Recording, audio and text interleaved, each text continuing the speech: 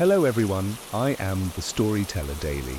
Tonight I've brought you stories that may help you drift into sleep with your eyes closed and your ears a little too open. Before we begin, please like this video and subscribe so you won't miss the next tales I whisper into the dark. Tell me in the comments, where are you watching from and what time is it for you now? Now sit comfortably, loosen your shoulders, breathe in, breathe out, and step with me into the story. I came to the cabin to be quiet for a while, to set my thoughts down beside the hush of trees and the mild patience of weather. The path had been soft with pine needles, and by the time I turned the key, the night had thinned into a pale, patient blue. Inside, the air smelt of old wood and cold iron. Floorboards sighed the way tired people do. From the porch, wind threaded itself through the warped doorframe, a low, ribboning sound, as if the house breathed in time with the forest. I set my bag down. The kettle was a dented thing, and when I placed it on the hob, the metal hummed, a small, even note, like a tuning fork, remembering its purpose. Moths tapped the window with little paper heart sounds. Far away, an owl called once and then thought better of it. Most noises were ordinary and kind. Then, before the water even warmed, something new brushed the air, a sound so thin it felt more imagined than heard, a faint whisper pressed into the grain of the wall to my left. Not words, just the texture of words. The murmur had the warmth of breath. It ended with a soft, deliberate click, as if a tongue had touched the roof of a mouth that wasn't mine. I told myself it was only the house adjusting, some trick of timber and age, the way old beams shift when the cold settles in. Still, when I leaned against the wall, the air there felt faintly warmer, as though something had just exhaled through the knots in the wood. I laughed under my breath, forcing a note of dismissal into it, and busied myself with pouring hot water into a chipped mug. Steam curled upward and touched my face in a gentle disguise of comfort. The ordinary sounds continued around me. The kettle ticked as it cooled.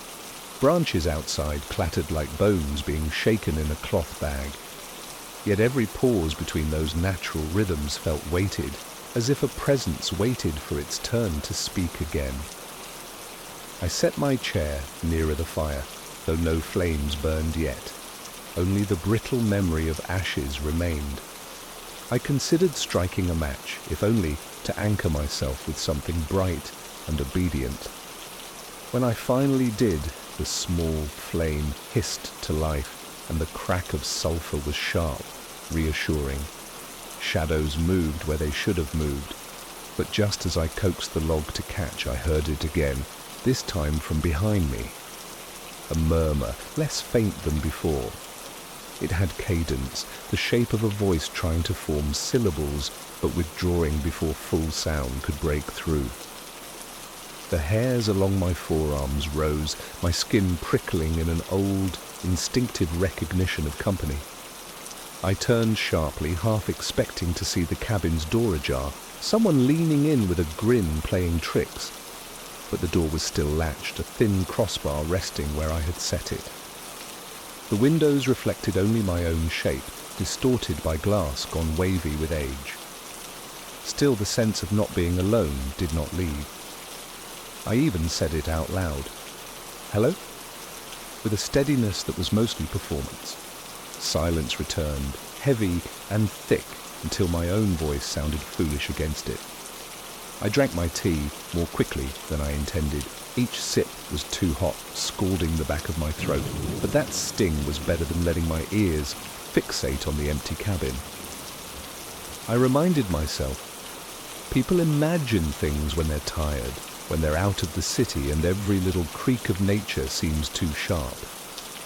And yet, when I leaned my head back against the wall, eyes closing for just a moment, the whisper came once more.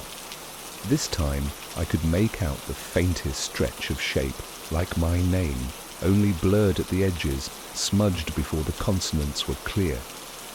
I opened my eyes, The fire snapped softly. My mug trembled against my knee, not because of weakness, but because I felt sure something in the cabin knew I was listening now. The third time it came, I did not mistake it. It was no draught, no accident of settling wood. The sound rose slow and deliberate, as though lips pressed against the cabin itself, whispering through its veins. The fire's snap was smothered under it. The hiss of pine sap and the creak of rafters seemed to fade, leaving only that thin, living murmur.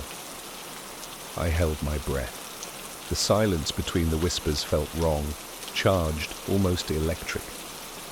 My ears strained until they ached, but the more I listened, the less the ordinary sounds belonged to me. The owl had gone. The wind that had threaded through the doorframe seemed to have vanished too, like the forest itself had fallen mute, waiting. Then, tap. A soft, deliberate tap against the window, as if a finger had tested the glass. I whipped my head around, the movement quick and graceless, but the window showed only the reflection of my own face, pale and pinched. No branch reached close enough to touch that pane. My heart worked hard, pulsing in my throat. I tried to rationalize a moth, perhaps, or a beetle drawn to the glow. But then another tap came, lower this time, at the base of the door, followed by a scrape. Something dragging lightly across the wood, pausing, then resuming. I stood, my chair legs shrieking against the floor. The kettle rattled on the counter as if startled too.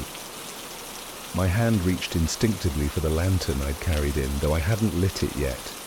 The match flared, and the lamp's wick bloomed into a small, steady light, casting a deeper shadow in every corner. The murmur returned, stronger now, layered. Not one voice, but many, overlapping like water poured from different heights. None of the words were whole, but they rolled through the walls, their texture weaving around me until I couldn't tell whether the sound was inside the cabin or inside my head. The fire guttered, snapping louder, like it too wanted to be heard. Then in the moment the flames flared bright, the murmurs stopped, and in that pause I caught something else, a rhythm, soft, repetitive, the unmistakable sound of footsteps, measured and careful, moving across the porch. My throat closed around a word that never made it out.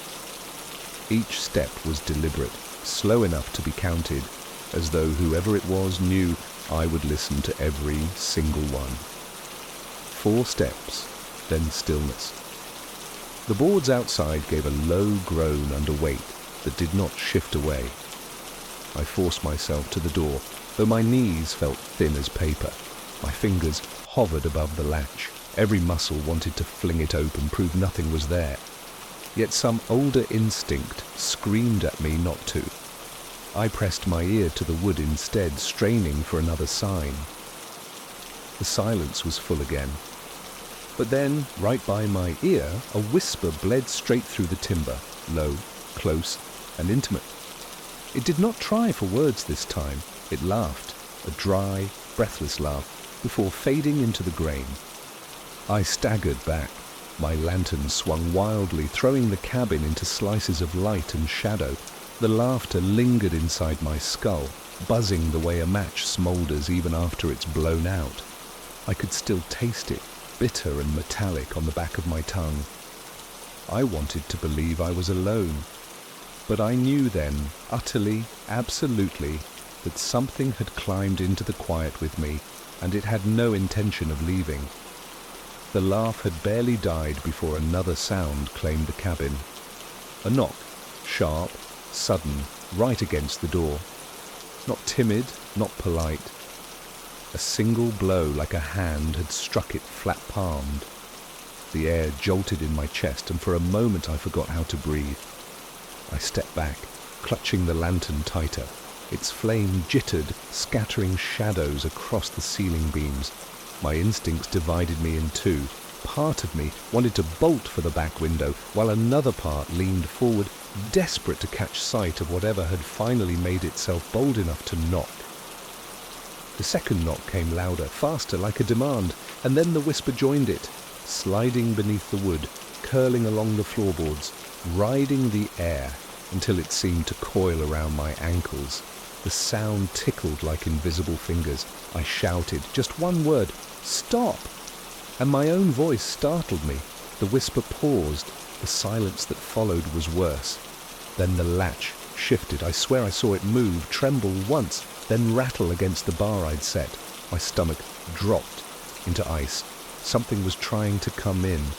Without thinking, I dragged the table from the center of the room and wedged it against the door. The screech of wood on wood tore through the cabin, a crude, human sound that fought back against the alien murmur. I hoped the noise itself might scare it away.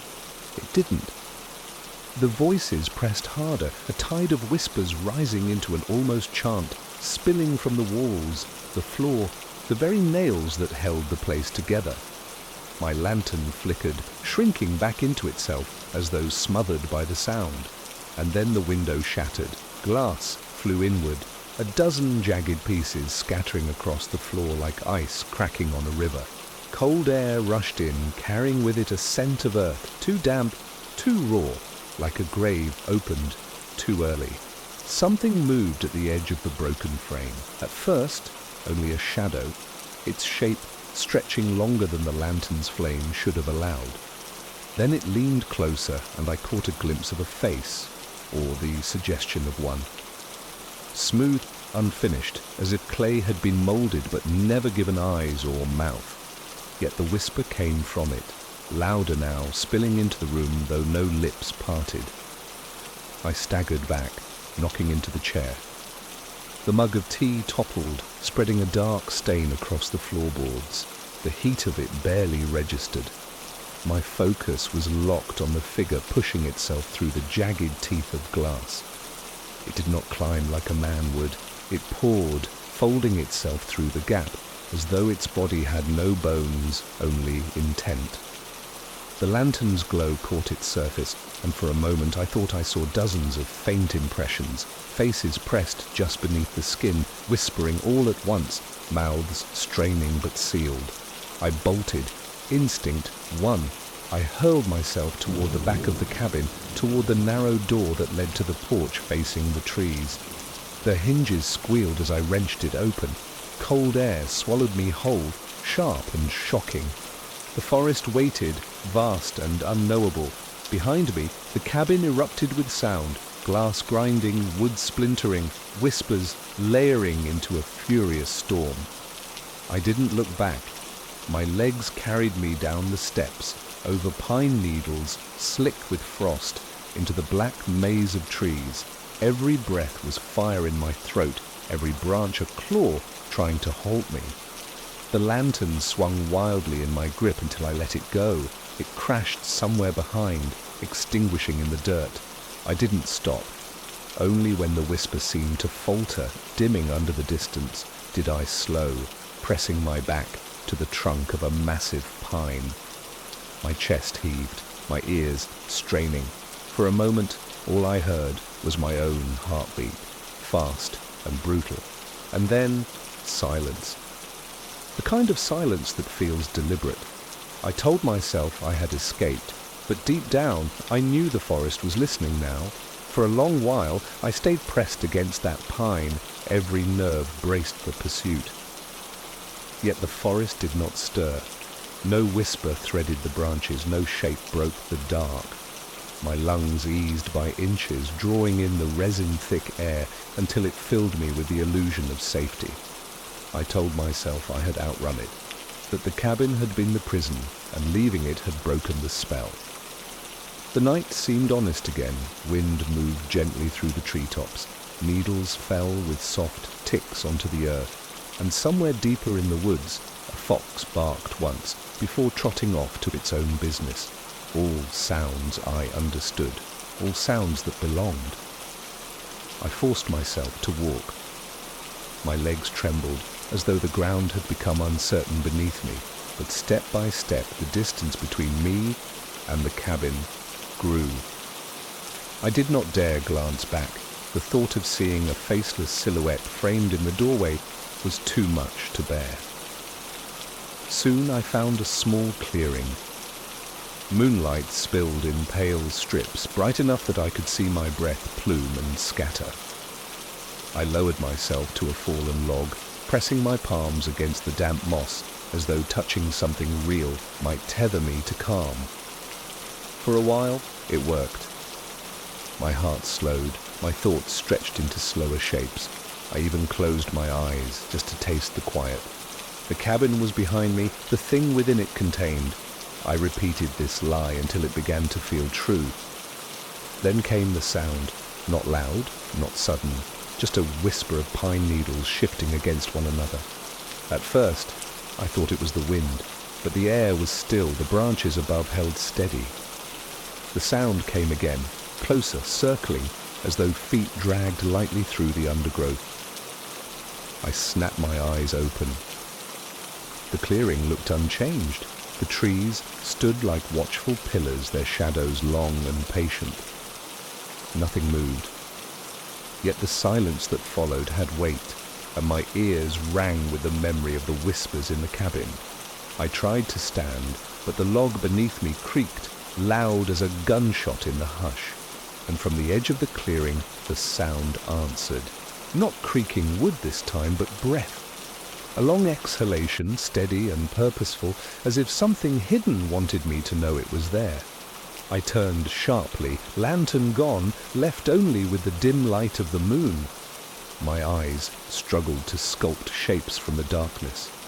At last, I thought I saw a ripple between the trunks, a darker shadow among shadows, watching. It did not advance, did not retreat, only waited. The memory of the whispers returned with terrible clarity. The way they had climbed through the wood, spoken without lips, pressed close enough to graze my skin. I clenched my fists, willing myself not to shiver. And then the sound broke the clearing again, this time from the opposite side. A scrape, deliberate and mocking, as though whatever watched me had multiplied. My chest tightened. My escape from the cabin no longer felt like victory. It felt like permission, like I had been let out only so the forest itself could close in. I whispered to myself, a feeble countercharm. It isn't real. It isn't real, but the words barely left my mouth before another noise erased them. A laugh, faint but unmistakable, rising from the darkness just beyond the line of trees. The same laugh that had bled through the cabin door. My illusion of safety shattered, and the night opened its throat to swallow me whole. The laugh wound itself around the clearing, not tied to one direction, but drifting, swelling, thinning, like smoke caught in shifting currents. My body reacted before thought could catch up. I lurched from the log, knees stiff with cold and fear, and staggered toward the far side of the trees. Every step cracked twigs too loudly, as though I announced myself to the entire forest. Behind me, the sound followed. Not just the laugh now, but whispers laid thick across each other, rising into a tide. Some were low, droning, endless. Others flickered high and sharp, like voices breaking against panic. Together they made something closer to a storm than speech. I pushed through branches, needles slapping my face, bark scraping raw against my hands. My breath burst ragged and fast, but no matter how far I forced myself forward, the sound did not fall away. It clung, echoing inside the trees themselves, as if the forest had grown hollow and full of throats. Then came the footsteps. Soft at first, measured, deliberate. They fell where my own fell, one after the other, as though an unseen shadow walked in perfect mimicry. I tried to quicken my pace. The other steps quickened too. I slowed, testing it. The echo slowed with me. It was not pursuit, it was accompaniment. My chest tightened with the terror of being mirrored. I broke into a run. The forest answered with an explosion of noise. branches snapped where nothing moved. Whispers rose into howls, and above it all, that faceless laugh spiraled, bouncing from trunk to trunk until I could not tell whether it was far away or pressed directly against my ear. I nearly fell when the ground sloped downward. Soil gave way beneath my boots, carrying me half sliding, half tumbling into a narrow gully. I hit hard, pain jolting through my shoulder, but I forced myself up again. The slope behind me loomed like a wall. The whispers crowded its crest, growing louder, hungrier. I staggered forward along the gully's floor. It twisted sharply, funneling me deeper until the air thickened and the trees above knitted together, cutting the moonlight into shreds. Every sound seemed amplified.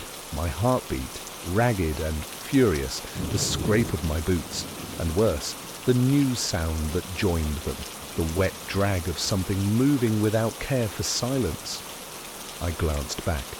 Shapes shifted at the top of the slope, not one shape, but several sliding down after me.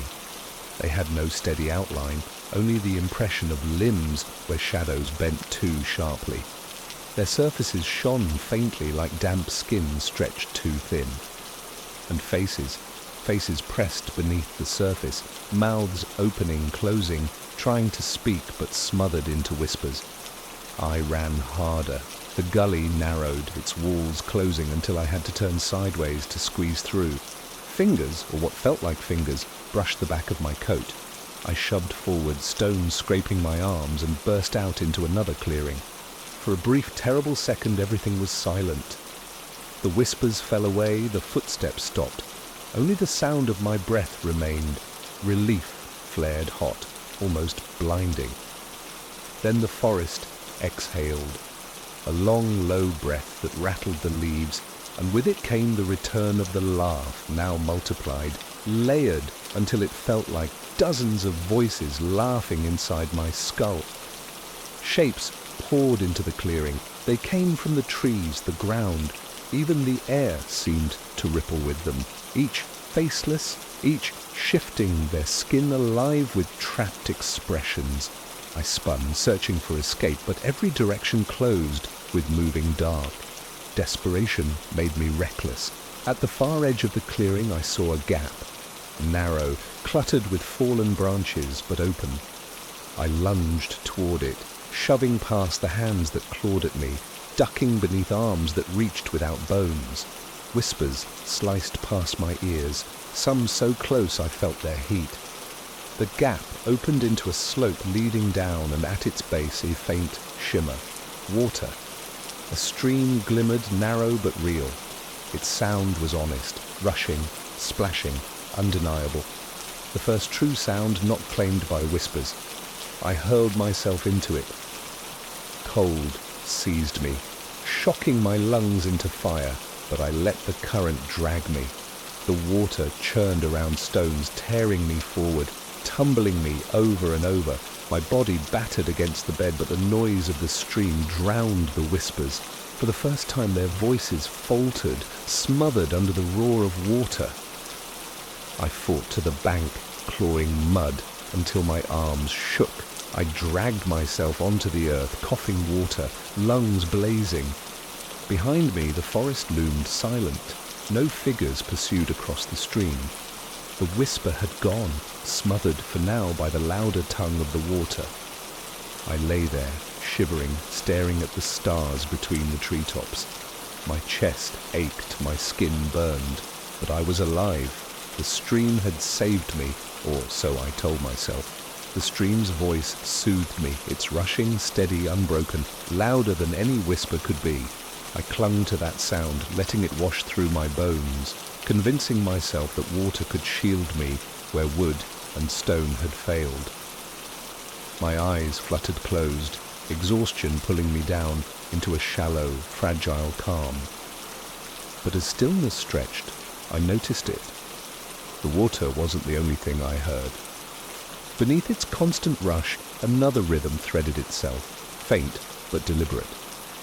A pause. Then a murmur, a breath too even to be part of the stream. I held myself still, straining. The sound grew clearer, separating from the current, not rushing, not splashing, whispering. I sat up sharply, water dripping from my hair, and turned toward the bank. The trees stood solemn, unmoving. The stream hurried on, innocent in its music. But from the stones at the edge, where the current split around a half-submerged log, the whisper bled through, thin at first, then layered, like the stream itself was learning to speak. My stomach tightened. I stepped back, shoes sinking into the mud, but the sound followed, curling from the water as though the river carried its voices downstream. The laugh joined it, softer this time, more patient, as if amused by my belief that I had escaped. And then, clear as my own breath, the whisper shaped itself into a single word, my name. The stream carried it away, then brought it back again, repeating, dragging it over stones, stretching it through the current until it no longer sounded like mine at all. I staggered further from the bank, heart hammering. But the truth was undeniable now. The water had not drowned the voices. It had given them another mouth. The forest loomed behind me, silent but waiting. The stream in front of me sang with a stolen voice, and somewhere between them I understood. I had not left the cabin behind. I had only carried its whisper into the world. The last thing I heard before the night swallowed me again was the unmistakable click of a tongue touching the roof of a mouth, not mine. The tunnel was not on any map I owned. I found its mouth by accident, half hidden beneath weeds and the broken ribs of an old fence. At midnight, the city above was hushed, the streets behind me deserted, so the discovery felt private, like a secret meant for me alone. Its entrance gaped wide, brickwork crumbling, a relic of some forgotten rail line or service passage. I stepped closer and the air changed, cooler, thick with the damp smell of stone and rust. My shoes grated against scattered gravel, the sound bouncing back at me in polite echoes. Somewhere far inside, water dripped steadily, a metronome that belonged to the earth itself. I switched on my torch. The beam cut a pale stripe along the walls, catching old graffiti, flaking posters no one alive would remember posting. Rats skittered, claws scratching faintly. The tunnel breathed with me, expanding each sound until it felt too loud. Then came something else. Not dripping water, not rats. A drag of metal, long and slow, as though something heavy scraped across stone. It didn't echo. It lingered, low and certain, waiting for me to follow. I stood very still, the beam of my torch trembling against the walls. The scrape had stopped the moment I noticed it, as if whatever made it wanted to be heard only once. I told myself it could have been a pipe contracting, or a loose girder settling after years of neglect. The tunnel was ancient. Anything could creak, anything could shift. I forced a breath into my lungs and stepped forward. Each stride echoed back at me, multiplying until I felt surrounded by footsteps that weren't mine. My torchlight stretched ahead but barely pierced the dark. The water drops continued their patient rhythm, plink, plink, plink, a reminder that the world was still ordinary in places. Yet every pause between drops left room for the scrape to return. I caught myself holding my breath, waiting for it. And when silence stretched too long, I almost wished the sound would come again, just so I would know where it was. The tunnel widened slightly. A broken ladder clung to one wall, its rungs rusted and half dissolved. I brushed the metal as I passed, and it answered with a groan that shivered into the darkness. That was real, I told myself. That was mine. But even as the sound faded, another echo rose beneath it, lighter, as if footsteps landed just after mine, mimicking me with a half-beat delay. I stopped. The echo stopped too. My torch beams swept back, catching only dust and old graffiti, names, dates, warnings in paint that had peeled into illegibility. Nothing moved. My mouth was dry, but I managed to laugh sharp and thin. "Echoes," I whispered. Saying it aloud made it true for a moment. But echoes don't delay. Echoes don't feel deliberate. I pressed on. The air grew colder the deeper I went, the damp clinging to my skin, soaking into my clothes. Pipes overhead dripped, their rivulets running in threads down the walls. The rhythm faltered once, 2 drops close together, then a pause. When the next came, it was lower, closer to the floor. I raised my torch. The beam found a puddle spreading across the tunnel floor. Ripples shivered across its surface, though nothing had fallen in. I crouched, watching. My own reflection swam back at me, pale and pinched, torchlight turning my eyes into 2 small fires. For a moment I thought I saw another face beside mine, blurred, stretched thin by water. But when I blinked, it was gone. I stood quickly, too quickly, and my torch caught the far wall just as something shifted. A shadow, tall, impossible to belong to me, slipped around the curve of the tunnel and out of sight. My first suspicion was no longer a suspicion. Something was here, and it was waiting. I quickened my pace, though each step seemed to invite the tunnel to answer. The scrape of my boots echoed, then warped, returning to me with a heavier weight, as though something larger walked just behind. I told myself not to look back, that looking would grant it shape. But curiosity is a cruel master. The torch beam swung across the tunnel. Nothing. Only the curving dark, wet stone and graffiti scars. Yet my ears betrayed me. The water's drip had faded, thinned to silence. Even the rats had gone. Only the echo of my breathing remained, deep and uneven, as though it came not from me alone, but from a second chest rising and falling in perfect mimicry. Then came the scrape again. Metal dragged against stone, louder now, closer. A long, shrill pull, like iron teeth tearing across the floor. I froze, my ears ringing. The sound stopped, and in the silence that followed, I thought I heard something else. The faint, deliberate click of boot heels striking concrete. Step. Pause. Step. My body tightened. Each footfall was measured, steady, closing the space between us with cruel patience. I swung the torch back down the tunnel, desperate for proof. The beam found nothing, only the wet gleam of the walls. But when I lifted the light, I saw it, half a silhouette at the bend. A figure, tall, unmoving, its head bent too low as though the ceiling pressed against it. I blinked, and the beam shook. The shape was gone. I whispered to myself, "You're tired." "You're imagining?" The words felt absurd, childish against the weight of the dark. I pressed forward, faster now, half running, my torch slicing quick ribbons across the walls.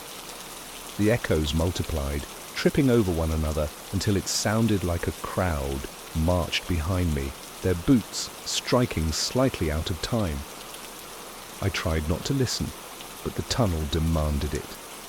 Each step was clearer, sharper, and then they began to rise in speed, from deliberate to hurried, from pursuit to chase. My heart slammed. The air in the tunnel thickened until I gasped for breath. Ahead, the passage forked, left or right. I chose right without thought, feet slipping on damp stone, shoulder scraping the wall as I turned. My torch flared across the corner, and for an instant the beam caught something glinting. Metal, slick and sharp, vanishing into shadow before I could name it. The footsteps changed, no longer behind but beside. My ears strained, panicked, as the sound shifted, as though the tunnel itself carried it along separate paths, delivering it ahead of me. I slowed, desperate, every nerve raw. My torch wavered across the brickwork. There, scratched deep into the wall, were words etched in uneven strokes. "Don't listen!" But the footsteps did not allow obedience. They pounded now, closer, Until I could swear, I felt vibrations under my boots. I broke into a sprint, lungs tearing, the tunnel's breath swelling with mine. The scrape of metal screamed once more, so close it rang through my bones. I stumbled, caught myself, but the sound did not relent. The figure was no longer waiting. It was following. The tunnel bent sharply, and I almost collided with the wall in my blind panic. My torch smacked against the brick, the beam jerking wildly before settling on the path ahead. That was when I saw it. At first, only a shadow, long and lean, stretched far beyond the reach of my light. Then, as I lifted the torch higher, the figure emerged. Tall, broad-shouldered. Its head hung low, chin pressed against its chest, as if the weight of the ceiling bore down on it. The face was hidden in darkness, yet I felt its attention pin me in place. The footsteps ceased. The silence pressed tight against my ears. Then the sound returned, not footsteps, not scraping metal, but the deliberate drag of something across the wall. Stone grated, echoing down the passage. My torch beam caught a hand, long fingers tipped with what looked like broken nails, clawing lazily along the brick, leaving faint grooves behind. I stumbled backward, nearly dropping the torch. The figure straightened. Its head lifted a fraction, and for the first time I glimpsed its face, or what should have been one. Pale skin stretched taut, features smeared as though they had been rubbed away, leaving only the faint suggestion of eyes where hollows sagged too deep. The whispers started then. Not from its mouth, it had no mouth, but from the walls, the ceiling, the floor. Layered, fevered, rising until my ears ached. They said nothing I could understand, yet every sound scraped along my nerves as if meaning lived just beyond reach. It stepped forward, once, twice. Each movement deliberate, patient, as though it had all the time in the world. I turned and ran. My boots thundered against the concrete, the tunnel amplifying every sound until I couldn't tell which were mine and which were its. My torch swung in frantic arcs, light catching graffiti, pipes, puddles that rippled as if something unseen disturbed them. Behind me, the scrape returned, metal against stone, loud and jagged. It wasn't dragging a weapon, it was dragging its nails, tearing stone as it advanced. The sound was unbearable, sharp enough to make my teeth ache. I dared a glance over my shoulder. The figure was closer, moving faster now, long arms grazing the walls on either side, leaving dark gouges in the brick. My stomach lurched with the certainty that it would reach me if I slowed even a breath. The tunnel narrowed again, funneling me into a throat of stone. My torch beam shook, revealing another ladder bolted to the wall, leading upward into darkness. A rusted hatch waited at the top, half ajar. I didn't think. I lunged for the rungs, my hands slipping on rust. The metal groaned beneath my weight, flakes of corrosion biting into my palms. Behind me, the whispers surged, louder, furious, as though my attempt to climb had broken some unspoken rule. The figure struck the base of the ladder, the whole frame shuddered. I screamed without sound, climbing faster, my shoulders bruising against the narrow shaft. The torch clattered from my grip, falling into the dark below. Its beam landed square on the thing's face, illuminating it fully for the first time. No eyes, no mouth, just the shifting suggestion of both, features twitching beneath the skin like trapped insects. It tilted its head, watching me with the absence of a gaze, and then reached up, its hand stretching too far, fingers brushing the sole of my boot. I kicked hard, rust raining down, and pushed upward with all my strength. The hatch above groaned, reluctant, but finally gave way. Cold air rushed in, sweet and sharp. I dragged myself out onto stone steps, collapsing against the floor. Below, the whispers shrieked in unison. The ladder rattled as though torn by invisible hands. but the figure did not emerge, not yet. I lay sprawled on the stone floor, chest heaving, palms torn raw from rust. The air above was a balm compared to the stifling breath of the tunnel, cool, faintly touched with moss and the old scent of rain-soaked stone. For a moment, I dared to believe I was free. The hatch gaped below me, but no figure followed. The whispers had thinned, echoing faintly like wind tangled in pipes.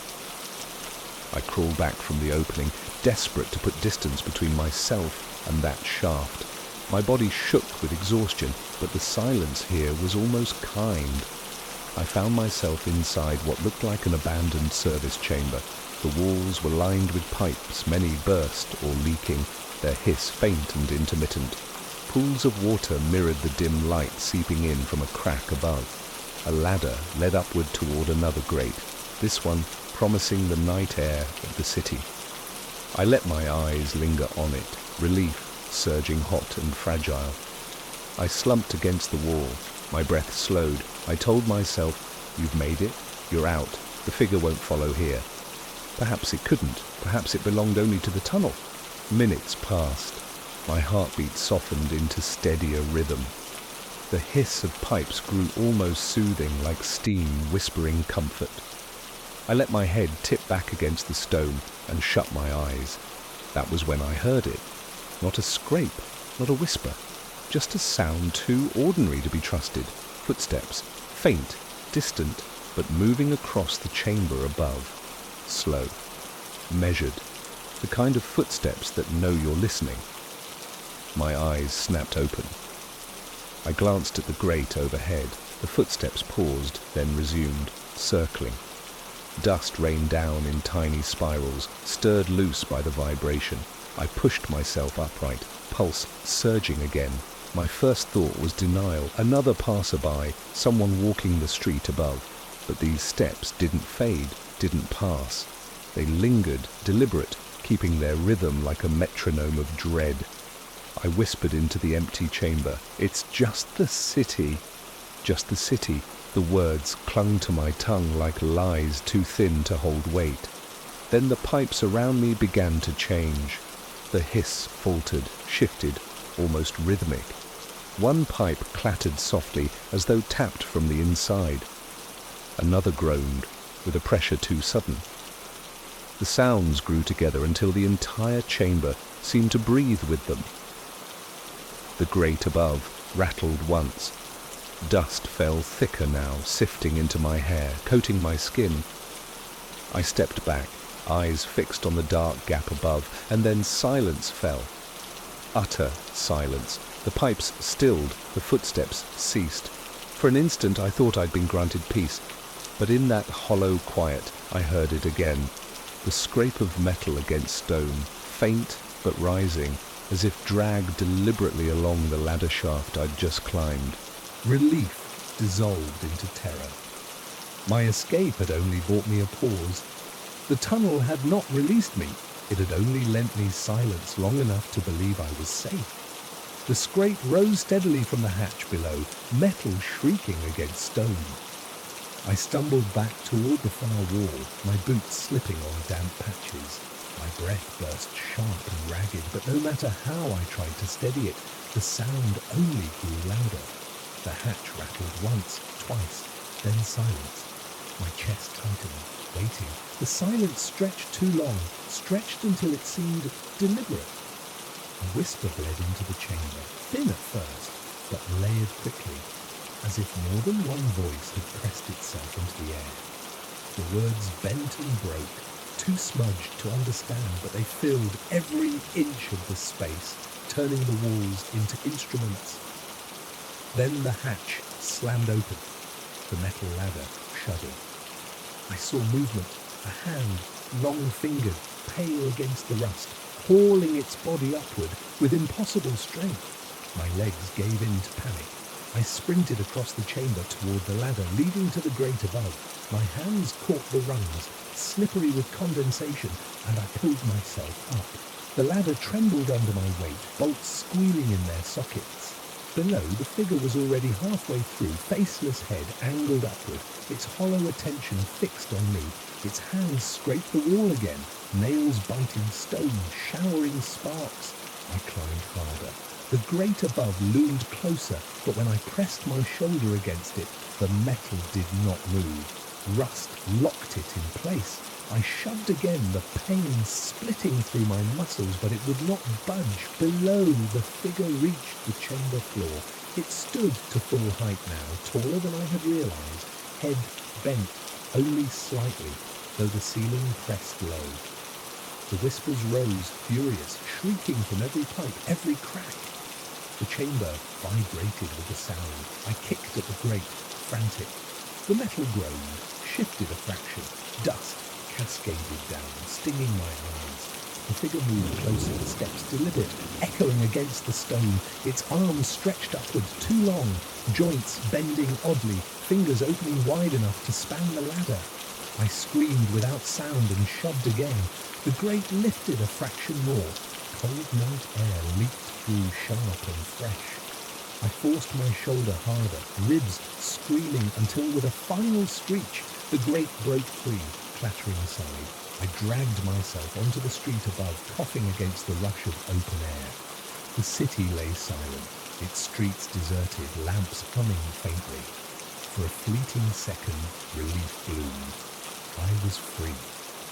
Then the whispers surged through the open hatch. They flooded upward, spilling across the street as though the tunnel had vomited its voices into the night. I staggered back, but the figure did not emerge. It stayed below, head just visible in the hatch, tilted upward, faceless, watching. The grate lay broken at my feet. I seized it, shaking with adrenaline, and heaved it back into place. The weight slammed down, sealing the mouth of the tunnel. The whispers dulled instantly, trapped beneath iron and stone. I collapsed against the pavement, chest heaving, skin slick with sweat despite the chill.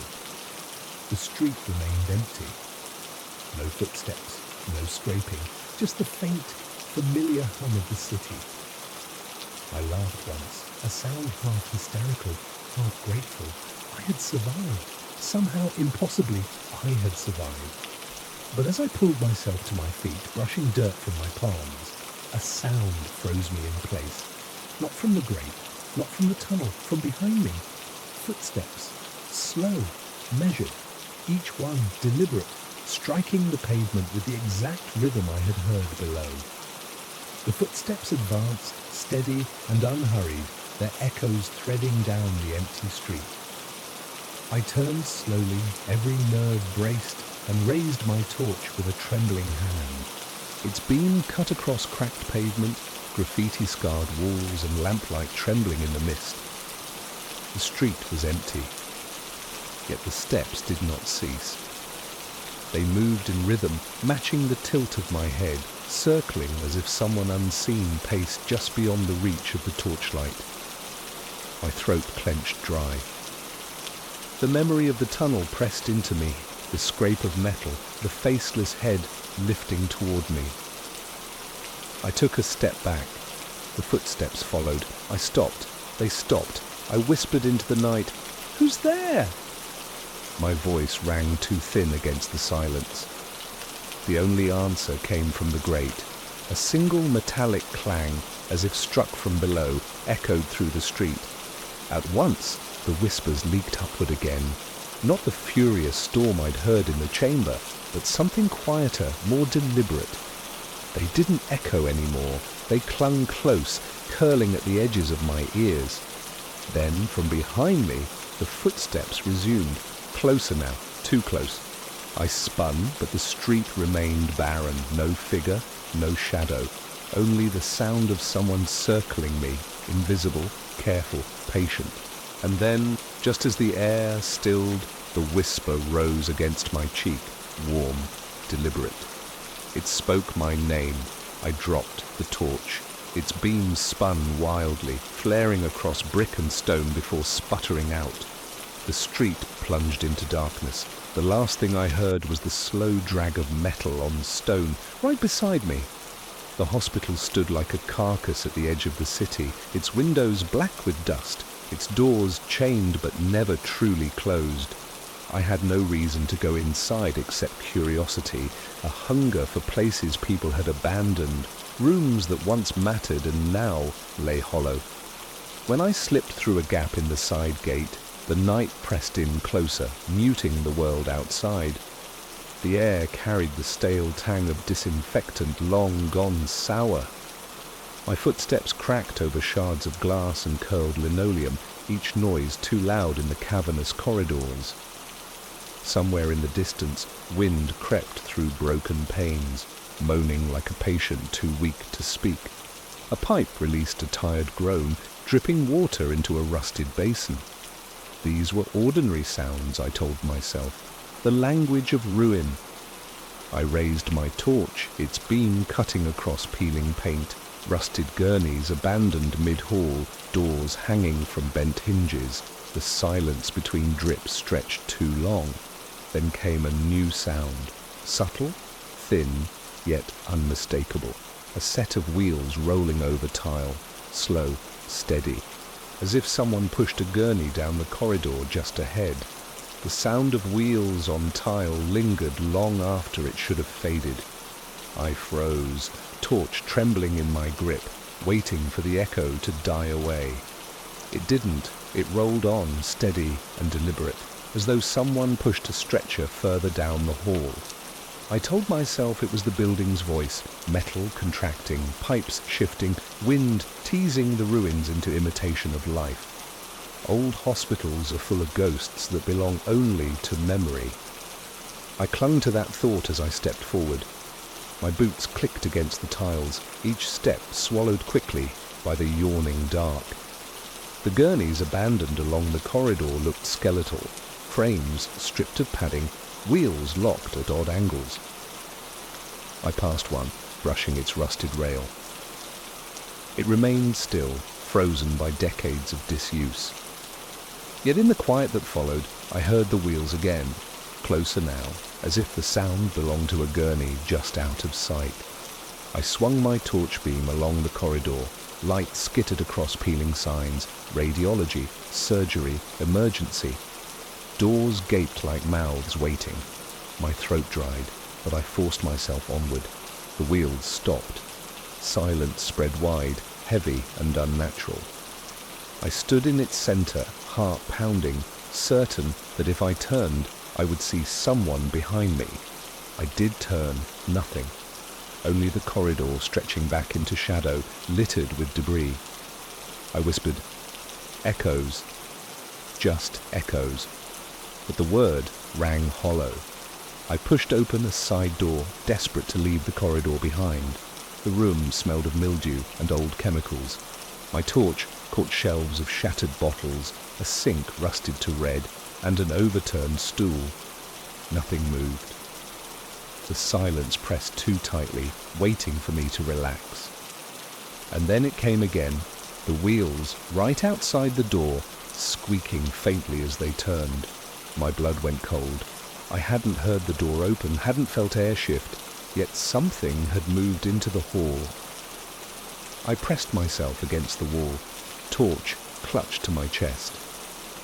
The wheels rolled slowly past, the sound travelling from one end of the doorway to the other. I dared not breathe. When silence returned, I stepped to the doorframe, leaning out just enough to glimpse the hall. Empty. No gurney, no figure, nothing. Only scuffed tiles glimmering under my light. But when I lowered the torch, I noticed something at my feet. A single streak across the dust, fresh and sharp. The line of a wheel drawn only moments before. The wheel mark cut across the dust like a wound, clear and undeniable.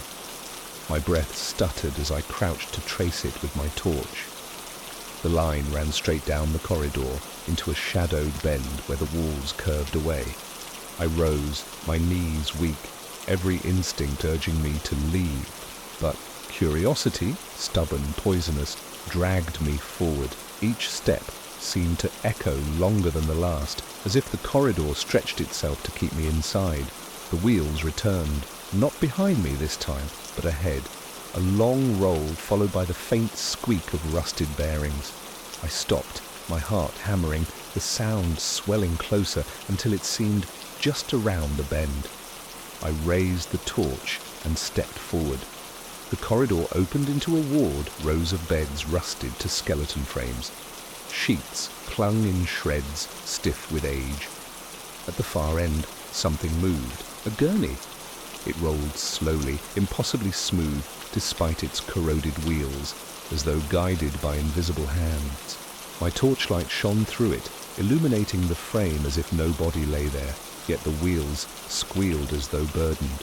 I stumbled back, knocking into one of the beds. The clang reverberated across the ward. Instantly, every other sound ceased. Silence, not just the hush of a dead building, but an active silence, something listening, something waiting. My skin prickled, then all at once, the ward erupted. The gurney's wheels shrieked as it bolted forward, slamming against a wall with metallic fury.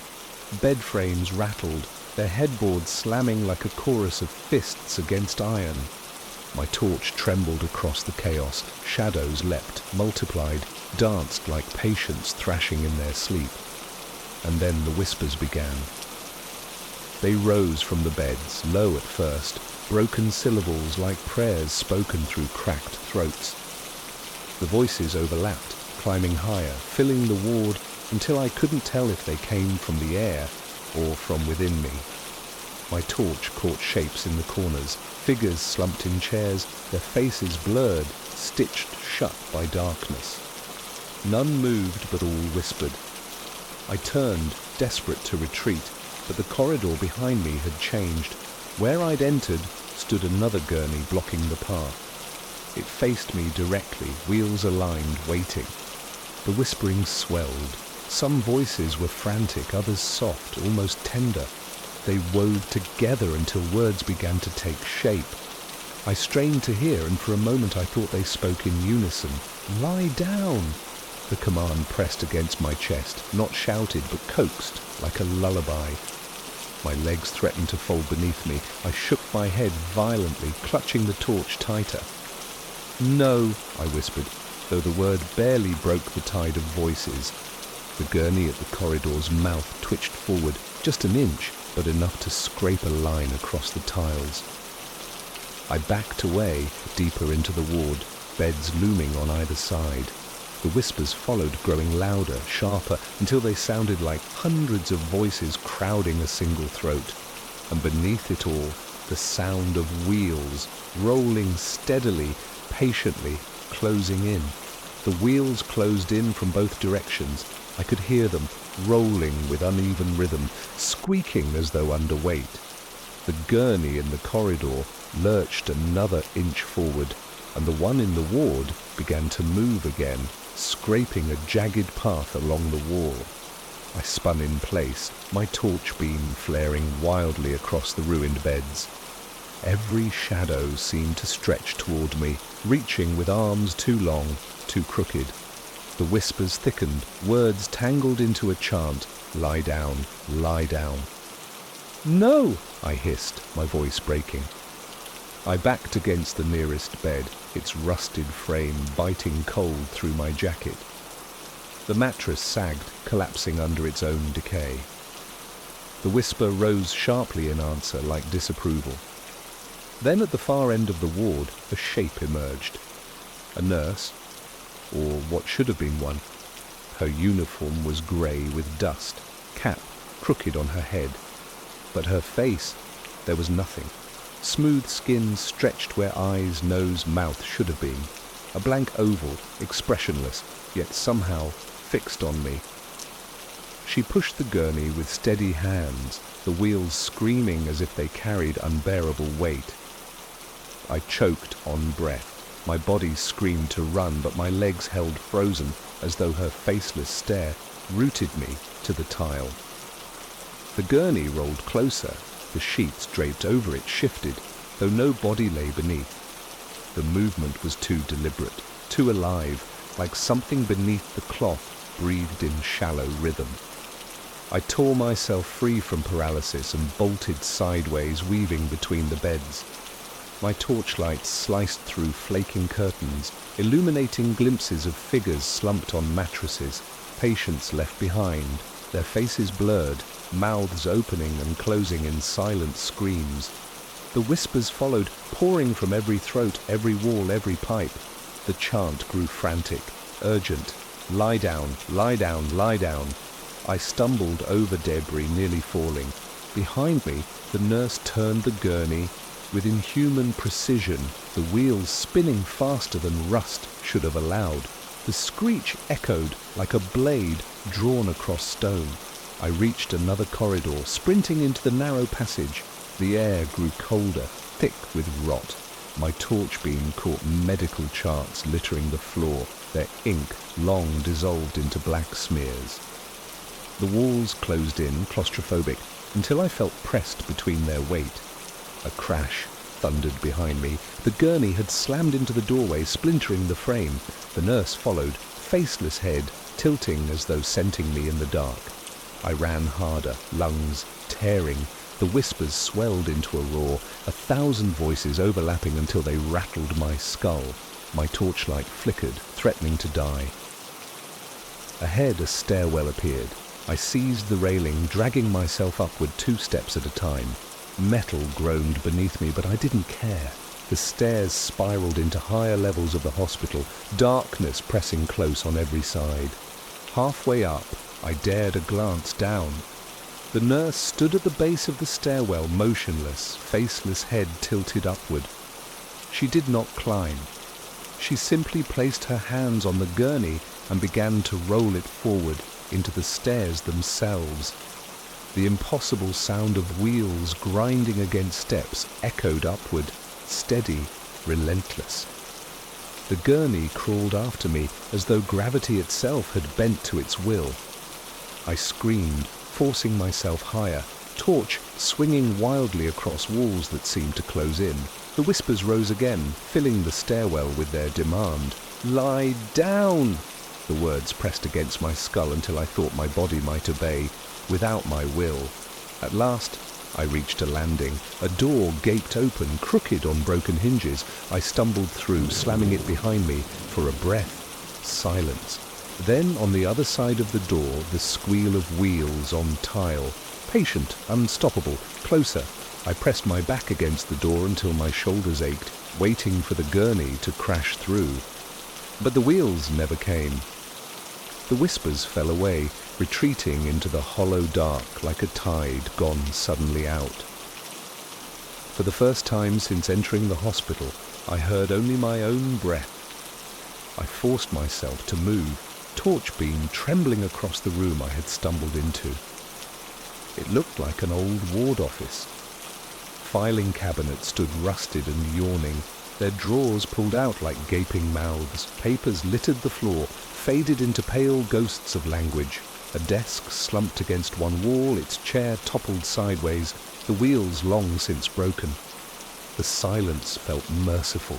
My chest eased, lungs drawing air without the taste of whispers. I told myself the stairwell had defeated it, that the nurse, the gurney, the impossible pursuit, all belonged to that single ward and could not follow me here. I crossed to the desk, desperate for a distraction. Among the scattered papers, I found a stack of patient charts, brittle and yellowed. The names were illegible, the ink bled by time. But one page remained sharp enough to read. A single word filled the notes column, restraint. My stomach tightened. I shoved the page aside, unwilling to imagine what had once been bound here. I sank into the broken chair, its frame creaking under my weight. For a while, I simply sat, torch lowered, convincing myself that the silence would last. The hospital groaned occasionally, settling bones of steel and stone, but no whispers leaked through, no wheels scraped the tile. Relief took root slowly, fragile as a candle flame. I closed my eyes, breathing deep. Perhaps it was over. Perhaps the thing in the stairwell had no interest in chasing me beyond its ward. Perhaps I could even find my way out before dawn. Then came the sound, soft, deliberate, a wheel turning. My eyes snapped open. The chair beneath me trembled faintly, not from my movement, but from vibration in the floor. The torch slipped in my hand, beam scattering across the office walls. The sound was not distant, it was here. Slowly I lowered the light to the desk. Papers shivered as though brushed by wind. Then the torch caught it, a gurney, standing in the far corner of the room where no doorway existed. Its frame was rusted, its sheet grey with age. Yet the wheels turned once, squeaking faintly, though no one pushed it. I staggered to my feet, knocking the chair aside. The gurney rolled an inch closer, its wheels leaving fresh lines in the dust. My throat clenched. The silence I had trusted was nothing but a trap, stretched out so the return of sound would strike harder. I backed toward the door. My palm pressed the handle, slick with sweat. The gurney shifted again, the sheet rising as though something beneath had drawn breath. The whispers returned. Not many at first, only one. A woman's voice, gentle, almost kind. It pressed the words into my ear as though she stood right beside me. "Lie down. You're tired. Lie down." The gurney's sheet stirred once more, rising with the rhythm of invisible lungs. I wrenched the door open, stumbling back into the corridor. The sound followed instantly, the squeal of wheels, patient and certain, as though the gurney had only been waiting for me to believe I was safe.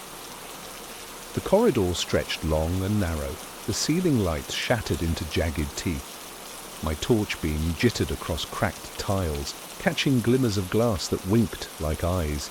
Behind me, the gurney rolled through the office doorway, slow but steady, its wheels squeaking in perfect rhythm with my heartbeat. I ran. My boots slammed against tile, sending echoes careening down the hall. Each echo came back heavier, like more than one set of feet joined mine. The whispers swelled, spilling from the walls, coaxing, commanding, "Lie down, rest, be still." I shoved past dangling curtains, their fabric brittle with age. They clung to me, snagging at my sleeves, as though the hospital itself wished to restrain me. I tore free, lungs burning. The gurney's squeal chased me, relentless, not faster than me, but never tiring, never faltering. The corridor ended at double doors. I crashed through, my shoulder splintering the wood. The room beyond gaped wide, an operating theatre. Tiered seats loomed above like watchful faces, dust thick on every surface. The operating table sat in the centre, restraints still buckled, leather cracked but intact. My torch beam wavered across the room. Instruments lay scattered on a tray, scalpels dulled with rust, clamps frozen shut. I gagged on the metallic stench, though nothing here should have smelled of blood anymore. Behind me, the gurney entered. Its wheels shrieked as it crossed the threshold. The whispers grew deafening now, a chorus that filled the theatre, rising from the empty seats, as if unseen students watched hungrily. "Lie down! Lie down!" The sheet covering the gurney shifted again. Something beneath stirred, pressing against the fabric, straining to rise. The nurse followed, faceless head tilted, her hands pale and sure on the rails. I backed away, hitting the edge of the operating table. The leather straps hung loose, dangling like waiting hands. My stomach turned cold as ice. The whispers burrowed deeper, almost inside my skull now, softening, soothing. "It's easier if you rest, easier if you give in." The nurse shoved the gurney forward. Its wheels screamed, sparks flashing against the tile as if it had gathered impossible speed. It struck the table with a bone-jarring crash. The sheet flew back. Nothing lay beneath. Instead, the mattress sagged inward, a hollow, too deep, too dark, as if the gurney had become a mouth. The whispers erupted from it, a vortex of sound that pulled at me. My legs buckled, dragging me toward its void. I fought, clawing at the floor, nails breaking, torch beams scattering wildly across the ceiling. I seized a fallen tray, hurling it at the gurney. Metal clanged, useless. The void only deepened. The nurse moved closer, faceless head leaning down as if to study me. Her hand lifted, fingers impossibly long, reaching not to strike but to guide, to push me gently toward the hollow, waiting on the gurney. "No!" I screamed, voice raw, though it was nearly drowned by the chant. "Lie down! Lie down!" My torch slipped from my hand, rolling across the floor. Its beam caught a glint above, the emergency exit sign, cracked but faintly glowing. Adrenaline burned through my veins. I shoved off the table with every ounce of strength, hurling myself toward the far wall. The nurse's hand grazed my shoulder, cold and dry as paper. The whispers screamed furious now. I hit the exit door with my full weight. It resisted, swollen with years of damp. I threw myself against it again, until the rusted bar gave way with a screech. Cold night air punched into me, sharp and clean. I staggered into the alley outside, collapsing onto cracked asphalt. The city's silence pressed heavy, but it was the silence of streets and stone, not whispers. Behind me, the hospital loomed, its broken windows black. The door slammed shut as if pulled by unseen hands. The whispers cut off. For long moments I lay gasping, staring up at the thin scatter of stars. My body ached, my mind reeled, but I had escaped. The hospital was behind me, the gurney, the nurse, the voices, they were trapped in its halls. Or so I prayed. Then faintly, almost kindly, the squeak of wheels rolled once across the asphalt. The sound was faint, almost delicate, like an old pram wheel turning across stone. I froze, every muscle taut, ears straining.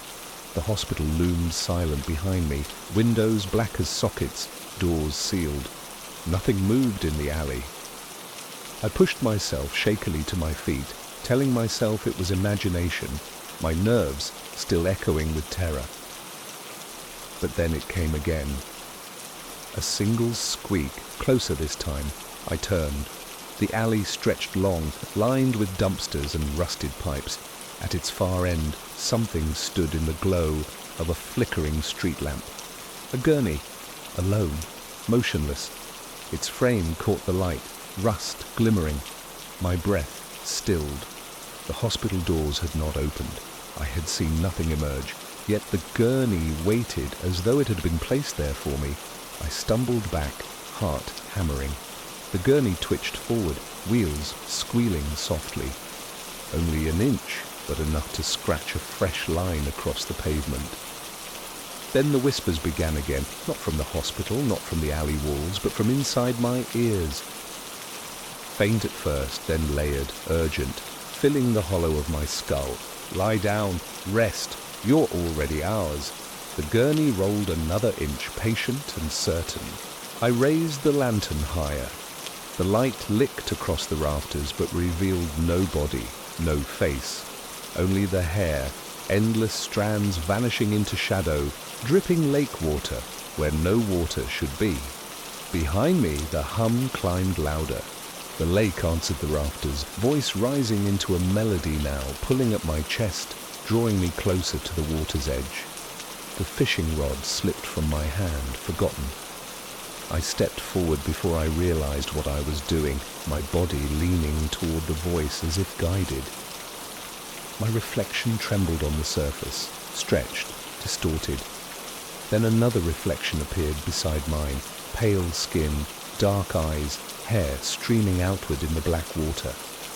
I gasped, stumbling back. The reflection didn't vanish.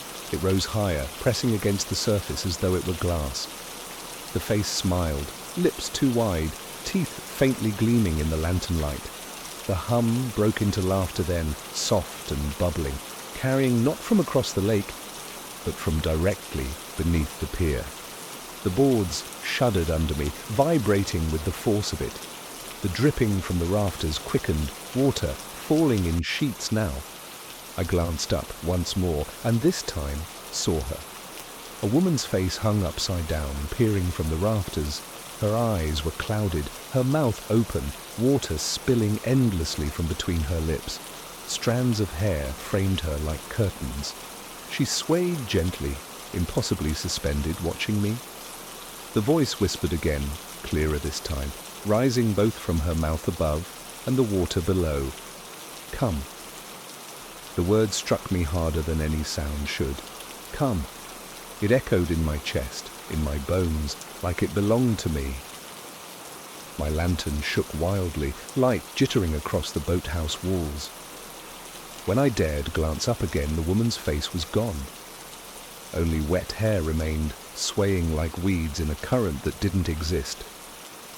The lake answered with another ripple, this one larger, rolling outward in heavy rings. Something vast moved beneath, disturbing the glassy calm. My heart lurched. I stumbled back from the pier, yet the boards groaned as though something pressed upward from below, straining to break through. The hum thickened into song now. No words, only a melody that wound around my mind, threading through thought until I couldn't separate my fear from the pull of it. It was beautiful in the way drowning might be beautiful, peaceful, final. The lantern sputtered, its flame shrinking. Shadows swallowed the rafters. I tried to steady it, but a gust of damp air rushed from the lake, snuffing it to smoke. Darkness wrapped me whole. Then came the footsteps, not mine, not possible. Wet, deliberate, slapping against the boards. I spun, straining my eyes. A shape moved along the pier, a woman dripping from head to toe, her gown clinging to her body like a second skin. Her hair hung long and black, plastered to her face.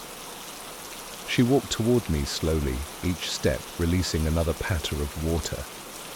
The boards beneath her feet left no dry marks, only slick trails as though she carried the lake with her. I stumbled backward, my hands searching the dark for the doorway. My heel caught on the tackle box, sending it clattering across the floor. The noise tore through the boathouse, a human sound in the midst of the unnatural, but it didn't slow her. When she lifted her head, I saw her face. Her eyes were milk white, blind, but fixed directly on me. Her lips parted, water spilling out, not words, only the gurgle of the lake itself. Yet inside my skull the command repeated, clear and calm, "Come." I bolted for the doorway. My shoulder slammed against the frame, nearly spinning me out into the night. Cold air hit my face, sharp and saving. Behind me, the boards thundered as the woman's pace quickened, her wet footsteps smacking harder, faster. I ran along the shore, lantern clutched useless in my hand, its flame dead. The night pressed heavy, the forest crowding close. The lake sang behind me, the voice rising to match my heartbeat. Then, without warning, the song stopped. The sudden silence tripped me. I fell hard, palms stinging against stone. I twisted around, gasping. The shoreline was empty. The pier stretched black and lifeless, the boathouse sagging in ruin. No figure followed. Relief sparked for a moment, but it was fragile, thin. The lake's surface moved again. I watched in horror as the woman rose directly from the water, not climbing, not swimming, simply lifting, as though the lake itself pushed her upward. Her gown streamed, hair plastered to her face, arms outstretched toward me. She hovered for a heartbeat, then stepped onto the shore without disturbing the surface behind her. I scrambled to my feet, panic shredding thought. I ran deeper into the trees, branches clawing at my arms, stones cutting through my soles. The lake's song followed, not from behind but ahead, threading through the forest as though it had already surrounded me. I tore through the forest until my lungs burned, until branches scraped my arms raw and my throat ached with the cold night air. When I finally collapsed against a tree, chest heaving, the silence was absolute. No song, no footsteps, no water dripping from unseen rafters. Only the forest, whispering gently with wind. I stayed there for a long while, gripping the bark with trembling hands, afraid to move in case the sound returned. But nothing came. The woods seemed innocent again, filled with ordinary night music, the chirp of crickets, the shuffle of leaves. I whispered to myself, "It's over." "You're safe." The words felt foreign in my mouth, fragile, but I clung to them. I followed a faint trail deeper into the trees, hoping it would lead me back to the road. My lantern remained unlit, but the moon spilled enough light through the canopy to guide me. With every step, relief grew. The forest was vast, and the lake, whatever it was, surely could not reach this far inland. The path opened into a small clearing. A fallen log offered rest, and I sank onto it, wiping sweat from my brow. My breath slowed, heartbeat finally steadying. I let the quiet wrap around me, almost lulling me, but quiet can be cruel. It began with a single drop, not rain, not dew, a plink against the leaves, rhythmic, deliberate. I froze, tilting my head. The sound repeated, drop, drop, drop, falling heavier now. I stood slowly, scanning the clearing. The trees dripped, but the sky was clear. My eyes lifted to the branches above. My stomach lurched. Hair, long, black strands dangled from the boughs, wet and glistening, swaying as though stirred by water unseen. Drops fell steadily from the tips, striking leaves and soil. The forest air thickened with the smell of the lake, brackish and cold. I stumbled back, tripping over the log. My heart clawed at my ribs, begging me to flee. Yet when I turned to run, the forest betrayed me. From every direction came the hum again, low and melodic, threading through the trees as though the entire forest sang. The sound pressed closer, curling into my ears, drowning the night's natural music. I clamped my hands over my ears, shaking my head violently, desperate to block it out. But the voice was inside now, whispering calmly, patiently, "Come, the water is waiting." I staggered blindly down the trail, branches whipping my face. Behind me, I could swear the trees wept, drops falling faster, heavier, as though the lake itself bled through the leaves. At last, the sound softened. The humming faded into distance. The dripping stopped. I slowed, gasping, clutching my chest. Around me, the forest returned to itself, honest and ordinary once more. Relief flooded back in a dizzying wave. I leaned against a tree, sliding down until I sat on the cold ground. The silence held, unbroken. But deep down, I knew the quiet was only borrowed. The forest's calm pressed against me, heavy but fragile, like a glass dome that might shatter with a single sound. I sat in the hush, convincing myself I had left it behind. The humming, the dripping, the faceless woman who carried the lake on her skin. But then the wind shifted, and with it came the smell. Water. Stale, brackish, sour as if dredged from deep mud. My stomach clenched. I staggered to my feet, eyes sweeping the trees. The hum returned, faint at first, threading between branches like smoke. Each note seemed to tug at the air itself, bending it toward the lake. I tried to walk, faster and faster, but the song followed, strengthening, until it pressed into my bones. Then, ahead on the trail, I saw it, silver glimmer, pale as bone. The lake. I had circled without knowing, dragged back to its edge as if the forest itself had conspired. The boathouse crouched nearby, its boards sagging, lantern still cold where I had dropped it. The pier jutted out like a tongue, waiting. I froze, but the hum swelled behind me. When I turned, my breath caught. She was there.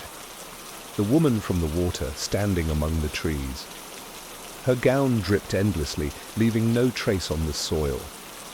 Her hair clung to her face, streaming in strands that moved as though still submerged. Her eyes, blind, milk white, fixed directly on me. Her mouth opened, water spilled, gurgling onto the ground, yet inside my head her voice was clear, calm, sweet. Come back. The lake waits for you. I stumbled backward, nearly tumbling into the water. The pier groaned beneath my weight. She advanced slowly, each step releasing another splash, though no puddles formed. The surface of the lake stirred violently now. Bubbles erupted and shapes moved beneath, shadows pressing upward. Dozens, maybe hundreds, faces forming then collapsing like waves. Their voices joined hers, a choir of whispers pulling me toward the dark water. I ran. The pier rattled under my feet, boards shifting, nails screaming. I sprinted to the end, searching desperately for escape. Nothing but black water in every direction, the trees sealed behind me by her presence. The hum rose into a scream, voices overlapping until the air itself trembled. The lake heaved and something broke the surface. Pale arms, too many, writhing, reaching. Waterlogged hands clawed at the pier, dragging it down plank by plank.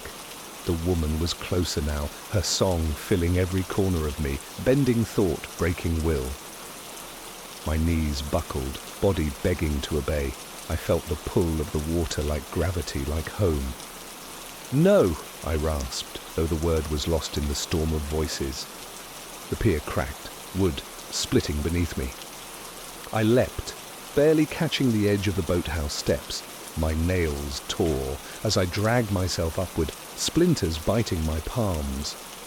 Behind me, the lake roared. I burst into the boathouse, stumbling through shadow.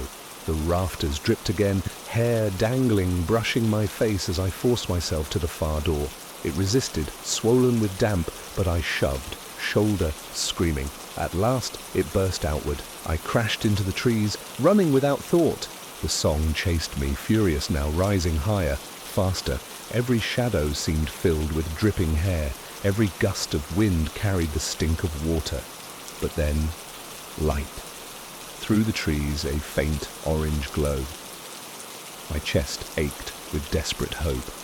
I pushed harder, branches tearing skin, until I burst into the clearing, a campsite. The embers of a dying fire smouldered, casting fragile light. A tent slumped nearby, silent. The ordinary stink of smoke and char clung to the air.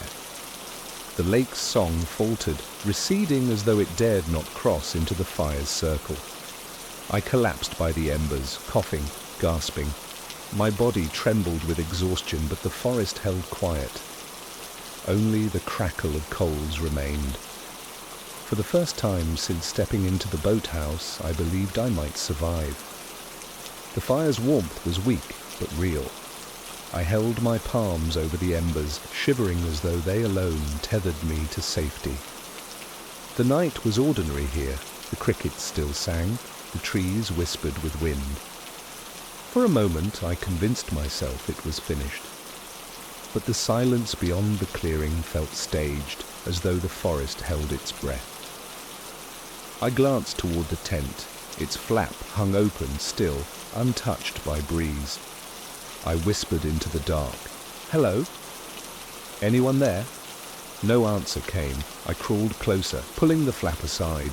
The tent was empty. No sleeping bag, no supplies. Only damp soil, dark with water, pooling in the hollow ground. My stomach clenched. A drop hit my hand, cold. I looked up. From the branches above, strands of hair dangled, slick and black, dripping steadily. The embers hissed as drops struck them, sending up small plumes of steam. The hum returned then, faint but unmistakable. It curled through the clearing, too close, too patient. I stumbled back to the fire, clutching the last glow of warmth. My breath fogged as the air thickened with the smell of lake water. Then from the edge of the clearing, the woman stepped forward. Her gown hung heavy, her eyes blind but unerring, fixed on me. She did not speak.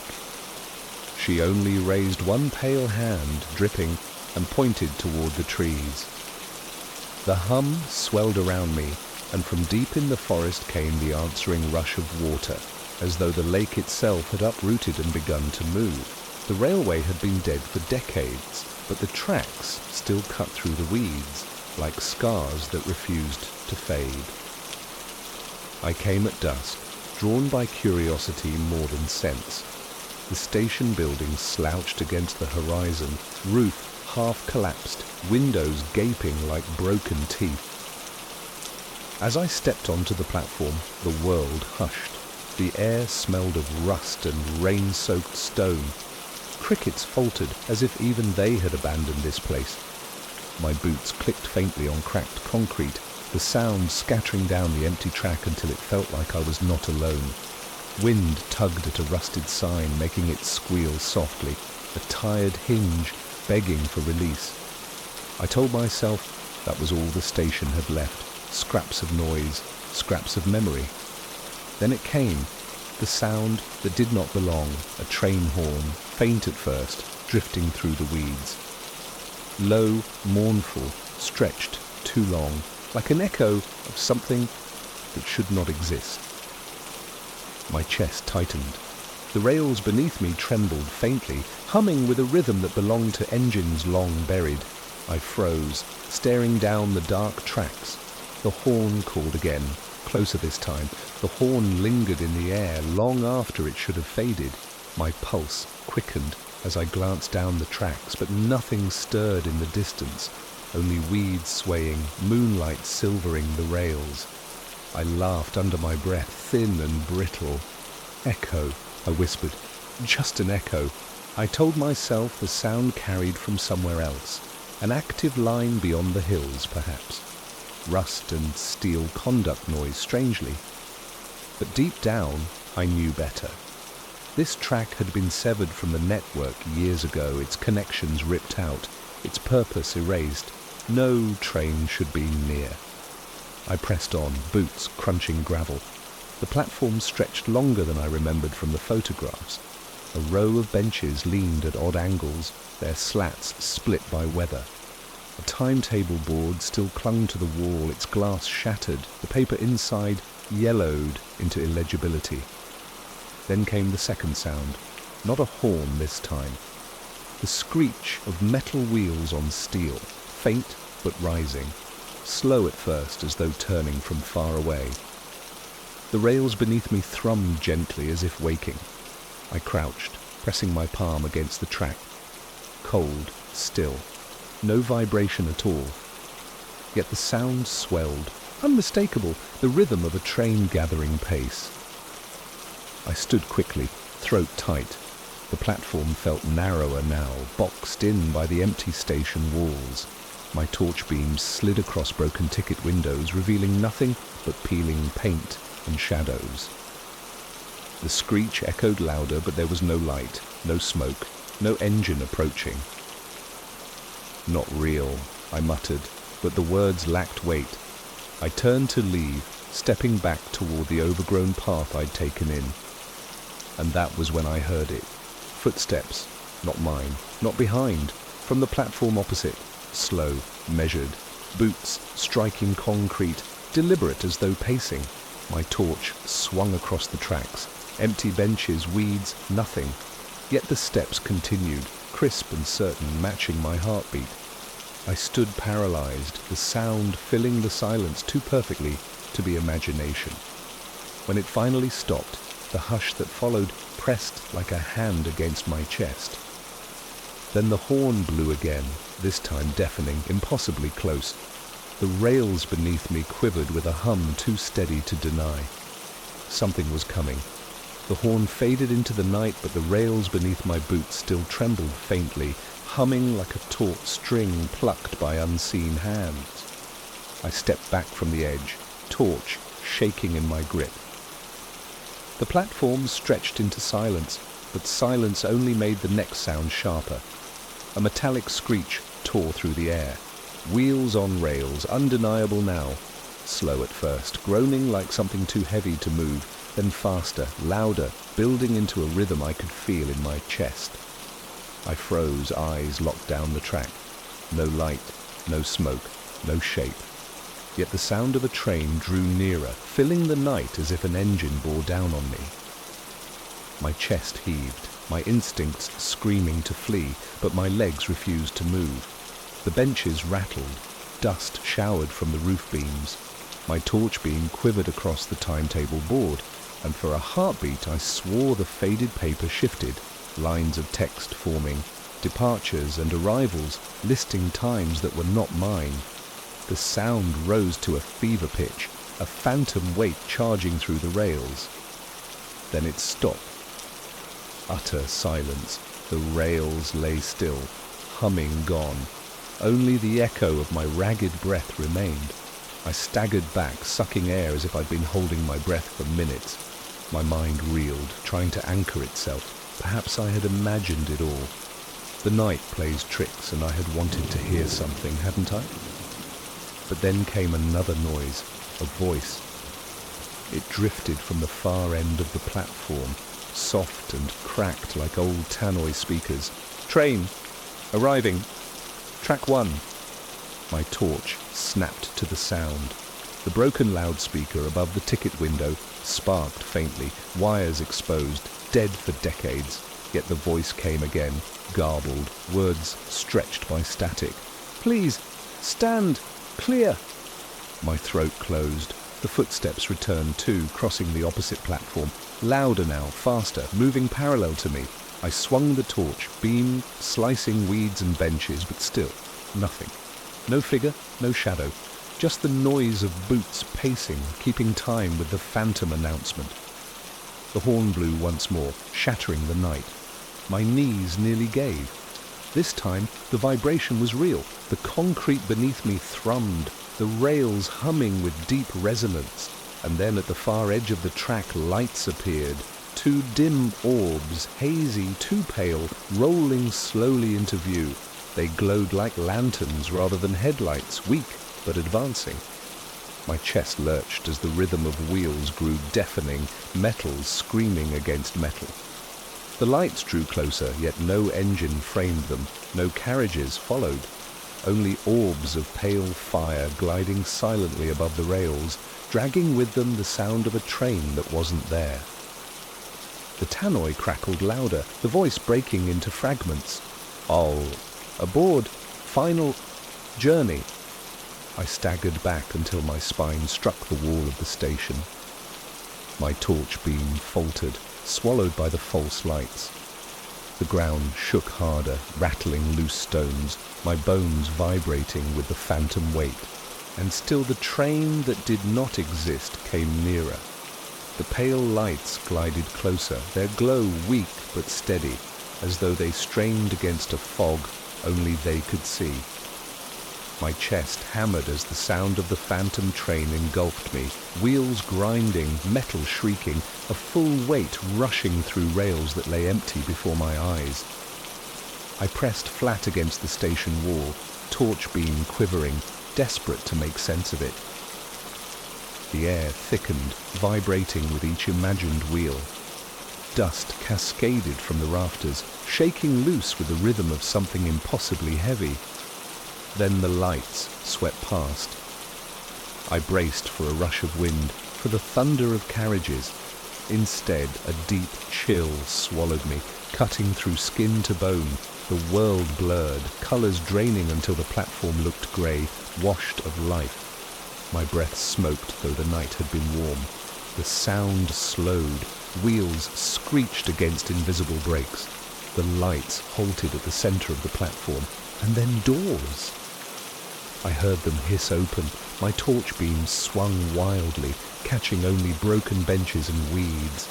Yet the sound was unmistakable, the click of doors locking into place, the low groan of hinges too long unused. From the corner of my eye, movement, figures. They stepped from nowhere, emerging onto the platform in silence.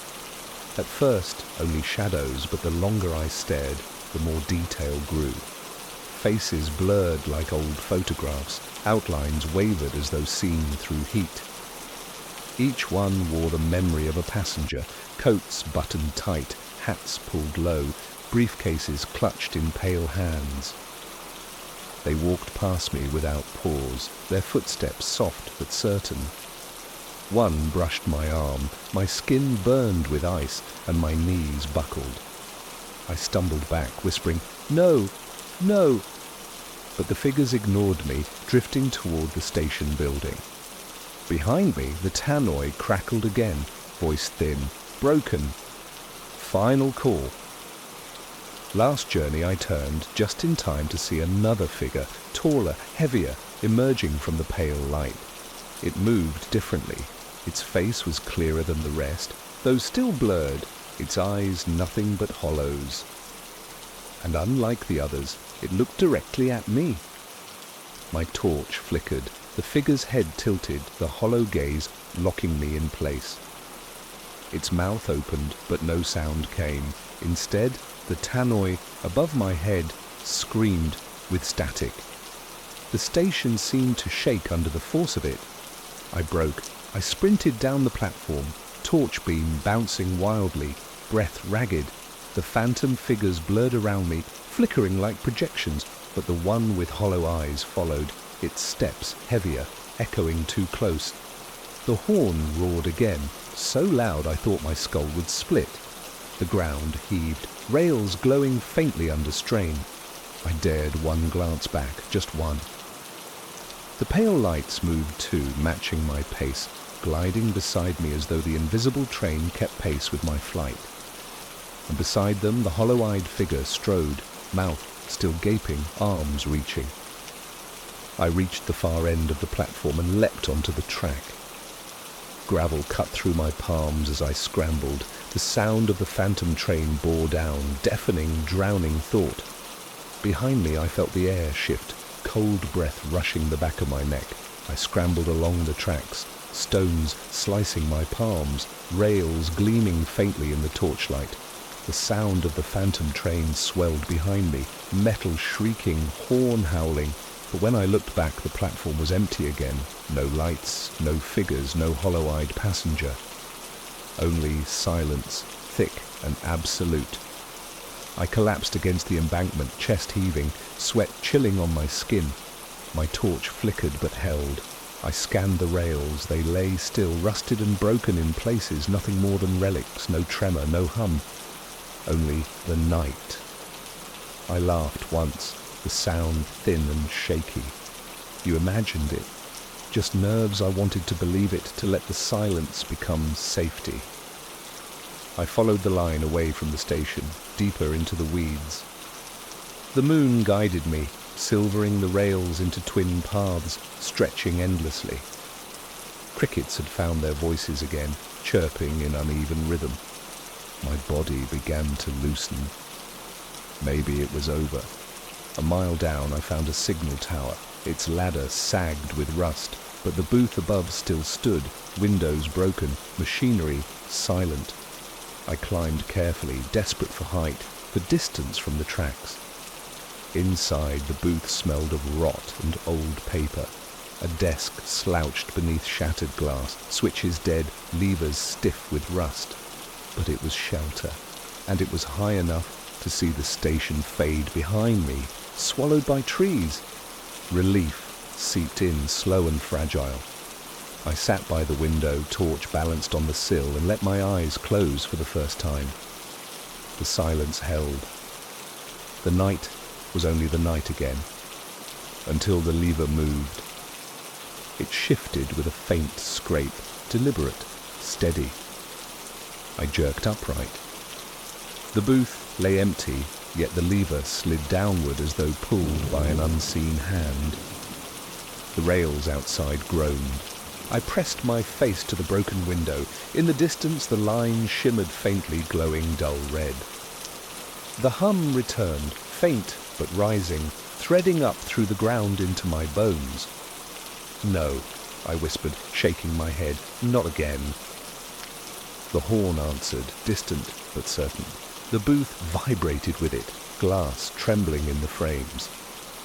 I stumbled back from the window, heart pounding. The phantom train was returning, summoned by the lever that no living hand had touched. The rails below lit brighter now, glowing like veins, stretching toward me. The sound of wheels returned, closer, heavier. I dropped to my knees, clutching my ears, praying it would pass me by. For a moment it did. The sound receded, the glow dimming, the horn fading into distance. My breath shuddered with relief. Perhaps it had been a warning, nothing more, a shadow of what once was. But then from the stairwell below came the unmistakable sound of boots, slow, deliberate, climbing. The first boot struck the metal rung with a hollow clang, echoing through the booth. My stomach tightened, every muscle locked in place. Another step followed, slower, heavier, dragging as though the climber carried impossible weight. I lunged to the window, torch beam darting down the ladder. Nothing. Only rust and shadow, but the sound didn't lie. The steps climbed steadily, rung by rung. "Stay back," I whispered, my voice shaking. It was foolish. Whatever climbed had no reason to listen. The torch sputtered, its beam stuttering into weak fragments. In the flicker, I saw it, a hand curling over the ladder's edge, pale, long-fingered, skin stretched thin, gripping rust hard enough to flake it loose. The hand lingered, then another joined it. Both pulled upward, and soon a head rose into view. The hollow-eyed passenger, its face blurred like smoke, features smudged beyond recognition, but the sockets were sharp, deep wells of nothing. It fixed them on me as its body hauled itself into the booth. The temperature dropped instantly, frost crawling across the broken glass. The horn blared again, so close it rattled my bones. The booth trembled, as though caught in the path of something vast. I staggered back against the wall, trapped. The passenger stepped forward. No footsteps sounded, yet the floor creaked with its weight. Its mouth opened, not in words, but in a long, voiceless gape. The tannoy speaker above the desk shrieked to life, static roaring, before a voice broke through. "Board now." Final journey, the lever on the console snapped upward on its own, metal shrieking. The rails below burst into light, red and white veins pulsing outward. The sound of wheels thundered, shaking the booth so hard I thought it would collapse. The passenger reached for me. I bolted past it, shoving through the doorway onto the narrow platform outside. The night air hit me sharp and cold, but the sound of the phantom train was deafening now, filling every inch of space. I scrambled down the ladder, rust tearing my hands, not daring to look up. Halfway down, the horn blasted again, so close it felt inside my skull. The rails beneath me glowed brighter, light racing toward the tower. I jumped the last 10 feet, hitting gravel hard, ankles screaming. The train was here, but still nothing visible rode the rails, only sound, only pressure, the sense of something colossal passing through me. The ground quaked, my teeth rattling as wind slammed against me in violent waves. For a moment I felt the presence of countless carriages rushing by, invisible, unstoppable. I staggered into the weeds, desperate to get off the line, but as I stumbled forward the world shifted. The weeds dissolved, the night blurred, and suddenly I wasn't in the field anymore. I was on a train. Seats lined the carriage, tattered but real. Dust drifted in thin shafts of light. Passengers filled the rows, their blurred faces all turning toward me in unison. Their eyes were hollow, their mouths open, whispering without sound. The tannoy overhead cracked, words splintered but clear. "Ticket, please." I stumbled backward, heart thrashing, until my hand struck the carriage door. It was locked, cold, humming with vibration. The passengers rose, every head tilting, every hollow stare fixing on me. Their whispers rose, forming words, "Ride with us." "Forever no," I screamed, slamming my fists against the door. A light flared beyond the glass, headlights, pale and wrong, bearing down on me. Instinct took over. I shoved the latch, metal snapping, and hurled myself out. I fell hard onto gravel, rolling until weeds broke my fall. The sound of the phantom train roared overhead, then faded, dissolving into silence once more. I lay there, gasping, staring up at the night sky. The station tower loomed distant, the rails dark again, only rust and ruin. My palms bled, my lungs ached, but I was alive. And yet, from far down the line, the horn blew again. Not fading this time, growing closer. I lay sprawled in the weeds, chest heaving, gravel biting into my skin. The silence after the train's passing was suffocating, a silence too deliberate to be real. I forced myself upright, scanning the rails. They were broken, rusted, lifeless, exactly as they should be. I laughed weakly, the sound raw. It's gone! It's over, but then the horn blew again. This time it didn't echo from distance, it came from directly behind me.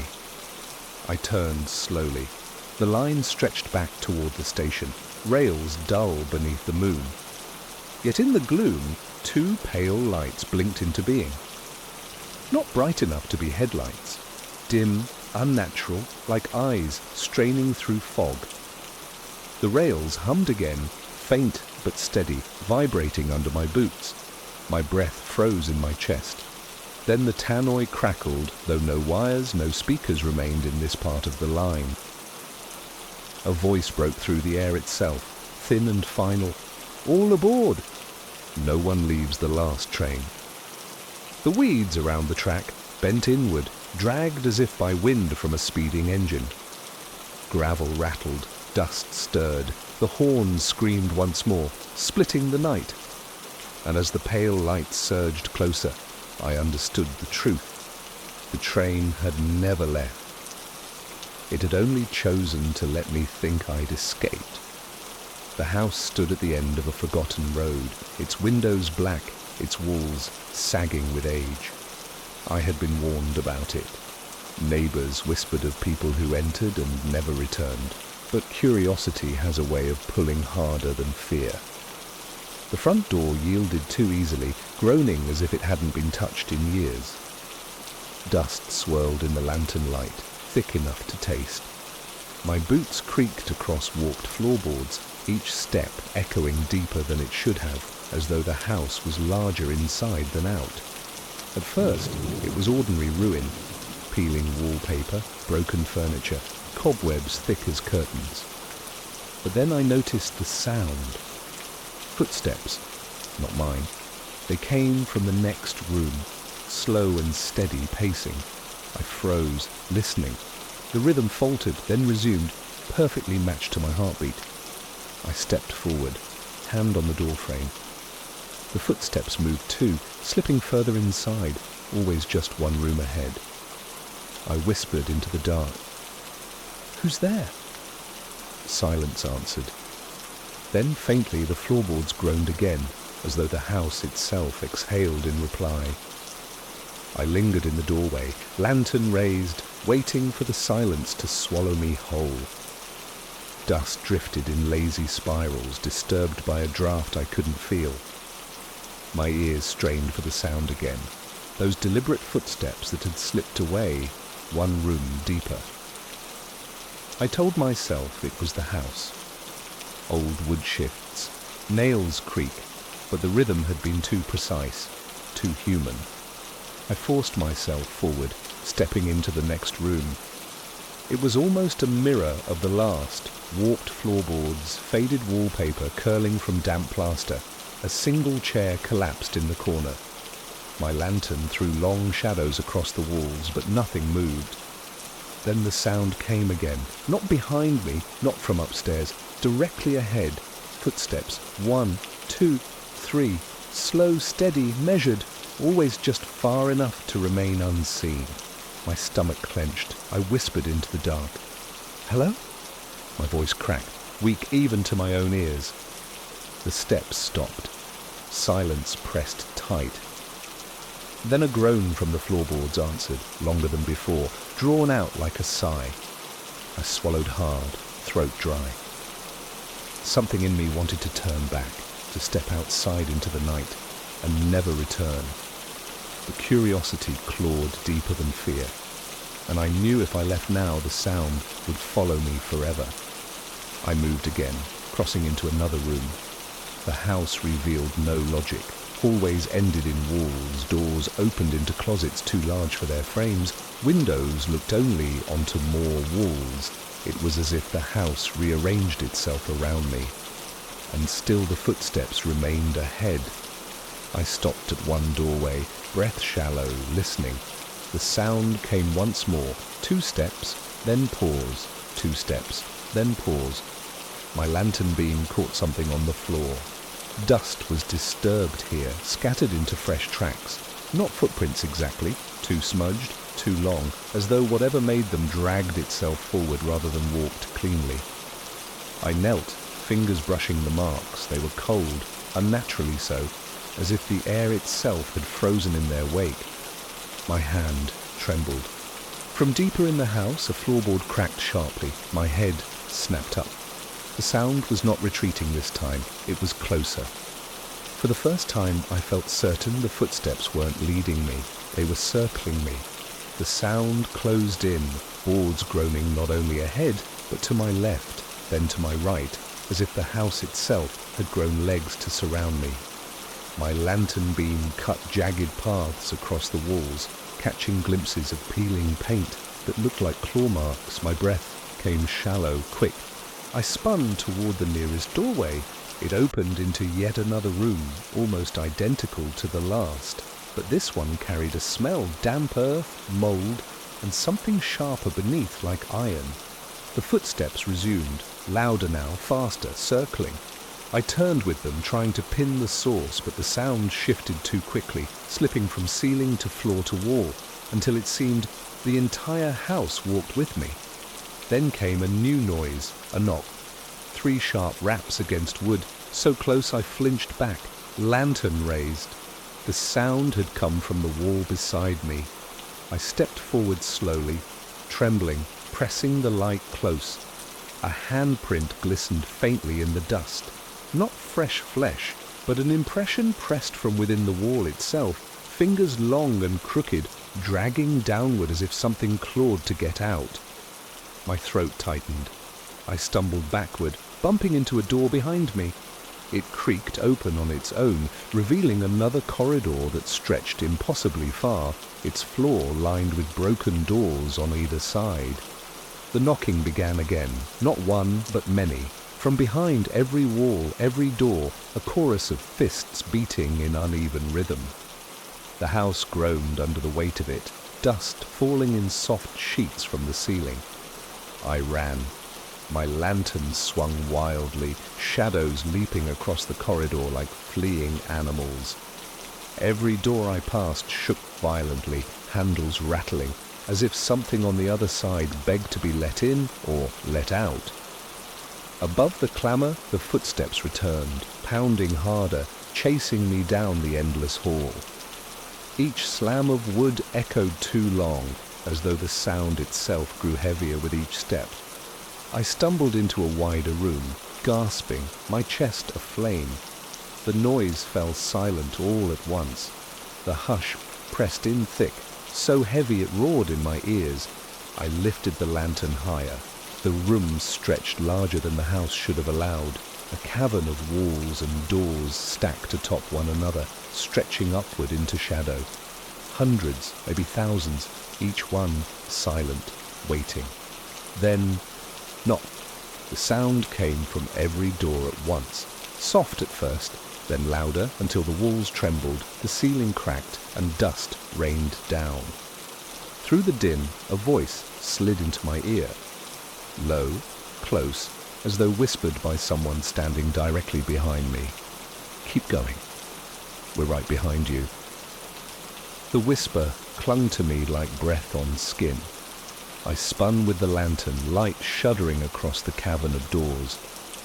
No one stood there, only walls, stacked with entrances to nowhere, each one trembling under unseen fists. Then, as if obeying a single signal, they stopped. Silence fell so sharply my ears rang. The door nearest me creaked open, its hinges wailed as darkness spilled from within, thicker than shadow, curling across the floor like smoke.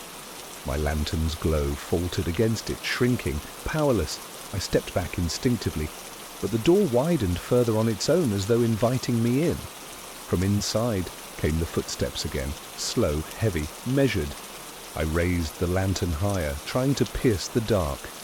A shape emerged, a tall figure, shoulders brushing the frame, head bent unnaturally low to fit through, its outline blurred as if it was stitched from smoke. But its footsteps were real, each one groaning against the floorboards. "Stay back," I croaked, though the words carried no weight. The figure stepped fully into the room. My stomach knotted as the lantern caught its face. No, not a face. The skin was smooth, featureless, like plaster, worn down by centuries of touch. Where eyes should have been, the surface dented inward slightly, and yet I felt its gaze pierce me. It moved toward me. Not fast, it didn't need to be. I stumbled backward, nearly tripping over my own feet. My lantern shook so violently its flame guttered, threatening to die. The figure lifted one hand, long fingers stretched outward, nails blackened, curling like hooks. The knock began again, not from the doors around us this time, but from its chest. With every step it took, a hollow thud sounded like someone pounding from inside its body. I bolted. The cavernous room spun into corridors, the doors blurring into endless passageways. My boots hammered wood, the lantern beams slicing wildly. Behind me, the footsteps followed, deliberate, patient, closing the distance no matter how fast I ran. I threw myself through a doorway, slamming it behind me. The knock continued instantly, fists pounding against the wood, rattling the frame. Splinters fell dust, choking my throat. I braced my weight against it, desperate, but the door pushed inward, groaning under pressure. Then it stopped. The silence was worse than the pounding. I staggered back, clutching the lantern tight. The door in front of me eased open without a sound. No figure stood there. Only another room, larger than the last, walls lined with mirrors, cracked and dust-veiled. My reflection stared back in fragments, dozens of me overlapping, distorted, but not all of them moved when I did. One reflection lagged half a second behind. Another turned its head, though mine remained still. My stomach dropped as the mirrored figures began to step forward, peeling themselves from the glass. Their mouths opened in unison, empty and dark. And from every shattered throat came the same words. "We told you. We're right behind you." I stumbled backwards from the mirrors, my lantern beam trembling across the fractured glass. The reflections kept moving even when I froze, their heads tilting, mouths stretching wider, black voids where voices seeped through. Then suddenly, they stopped. Every mirrored version of me froze mid-step, mouth still open but silent now. The silence pressed heavy, unnatural, as though the house itself held its breath. I waited for them to move again, but they didn't. Slowly, cautiously, I backed toward another door. It opened easily, swinging outward with a groan that seemed almost reluctant. On the other side was a narrow hallway. It looked normal, painfully so. Faded wallpaper, dust, a single bulb hanging dead from the ceiling. I stepped inside, shutting the door behind me. The air felt lighter here, less suffocating. For the first time since entering the house, I thought I might have stepped into an ordinary ruin, not the nightmare maze I had endured. My legs buckled with exhaustion and I leaned against the wall, letting my lantern rest on the floorboards. The silence here was different, gentle, almost forgiving.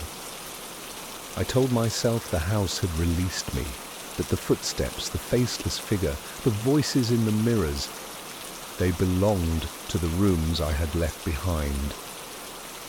I found a staircase at the end of the hall. Its banisters sagged, but it led upward toward a faint sliver of moonlight leaking through a cracked window. My chest loosened at the sight. Perhaps the way out was closer than I thought. I climbed slowly, every step groaning under my weight. The moonlight grew brighter, painting the walls in silver. At the landing, a door stood half open. I pushed it gently and found a bedroom. It was ordinary, shockingly ordinary. A bed sagged in the corner, blankets moth-eaten but intact. A wardrobe leaned against the wall, its door ajar to reveal nothing but empty hangers. A chair sat by the window, dust softened but still whole. Relief spread through me like warmth. The house had finally given me a room that didn't breathe, didn't whisper, didn't shift. Just a room. I let my body sink into the chair, lantern resting on the floorboards. My breath slowed, heart easing from its frantic rhythm. I told myself, you've survived the worst. This is only a house, and houses can be left behind. Minutes passed, the silence held. My eyelids drooped with exhaustion. I let them close, if only for a moment. And then the floorboards beneath the bed creaked, once, twice, slow, deliberate, the rhythm of footsteps. I froze, every muscle screaming awake. The bed sagged further, as if weight pressed down from beneath. Relief shattered. The house had only been waiting. The sound froze me to the chair. Creaks rose from beneath the bed, each one deliberate, measured, as though something paced slowly just under the floorboards. My lantern flickered, shadows trembling across the walls. I forced myself to lean forward, to shine the beam at the bed. Nothing. Only sagging blankets and dust. But the wood beneath shifted again, a long groan this time, like weight dragging itself toward me. I stood too quickly, the chair tipping back with a crash. My pulse thundered in my ears. The wardrobe door shuddered slightly, its empty hangers clinking faintly. I swung the lantern toward it, just in time to hear the floor under the bed split with a crack. A hand pushed through. Long fingers clawed the boards apart, dragging splinters with them. Another hand followed. Then the faceless head emerged, forcing itself through wood and dust as though the house itself had birthed it. I staggered back against the doorframe, choking on air. The figure rose taller, shoulders scraping the ceiling, smooth face gleaming pale in the lantern light. The pounding began again, not from doors this time, but from its chest, hollow knocks with each breath it didn't take. The room groaned around us, walls bending inward, as if the entire house leaned to watch. I bolted. The corridor outside had stretched again, longer than before, doors lining both sides. I sprinted, lantern swinging wildly. Behind me, the figure followed, not fast, but steady, its footsteps shaking the boards, echoing louder than mine.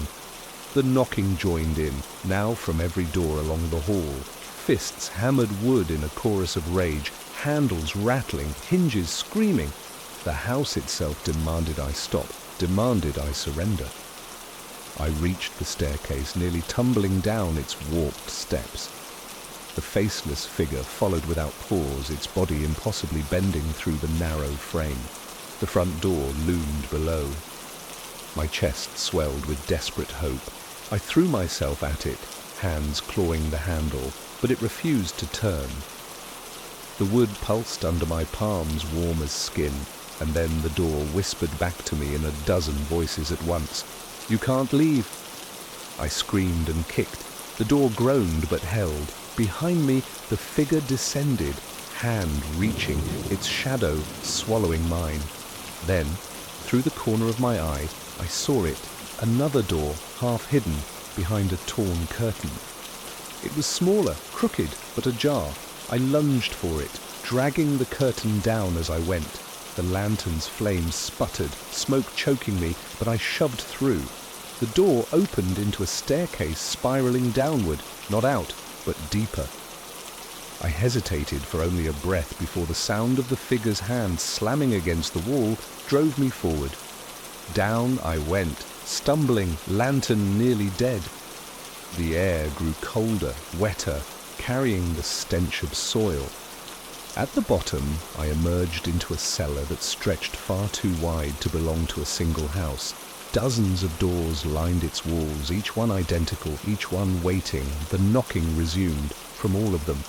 I ran, weaving between the doors, searching for any sign of escape. My lantern failed at last, flames sputtering into smoke. I was left in darkness.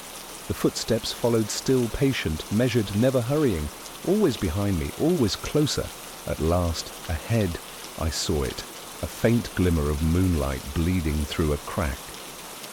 I hurled myself toward it, shoulder smashing the final door. Wood splintered, air rushed in, cold and real. I stumbled outside. The night wrapped me, sharp and fresh. The house behind me, a looming carcass. Its windows stared blank and lifeless. I collapsed onto the road, gasping, clutching dirt as though it could anchor me. The silence was honest here. No footsteps, no knocking. Only my heart still pounding. I had escaped, or so I thought. From the dark house behind, faint and certain, the floorboards groaned once more. 2 steps, slow and deliberate. The night air bit sharp in my lungs, clean and alive. I staggered further from the house, refusing to look back. Each step on the dirt road felt like freedom, each breath a fragile thread pulling me away from that cursed place, but the silence pressed too tight. The forest should have been alive with insects, with owls, with the whisper of leaves. Instead, the world held itself still, waiting. I risked a glance over my shoulder. The house stood crooked and silent, its windows blank. Relief crept in slow, fragile waves, then light, faint, flickering in one of the upper windows. Not lantern light, not moonlight. It pulsed like a heartbeat, steady and slow. I froze. The glow spread, tracing through the walls, each window flaring with pale fire until the whole house seemed lit from within. And in one window, my own reflection stared back, not distant, not warped. Me, exactly as I stood on the road, lanternless, wide-eyed, breathing hard. It lifted a hand, mirroring mine, then it smiled. The floorboards inside groaned, loud enough to carry across the night. 2 steps, deliberate, closer. The house wasn't behind me anymore. It was bringing itself with me.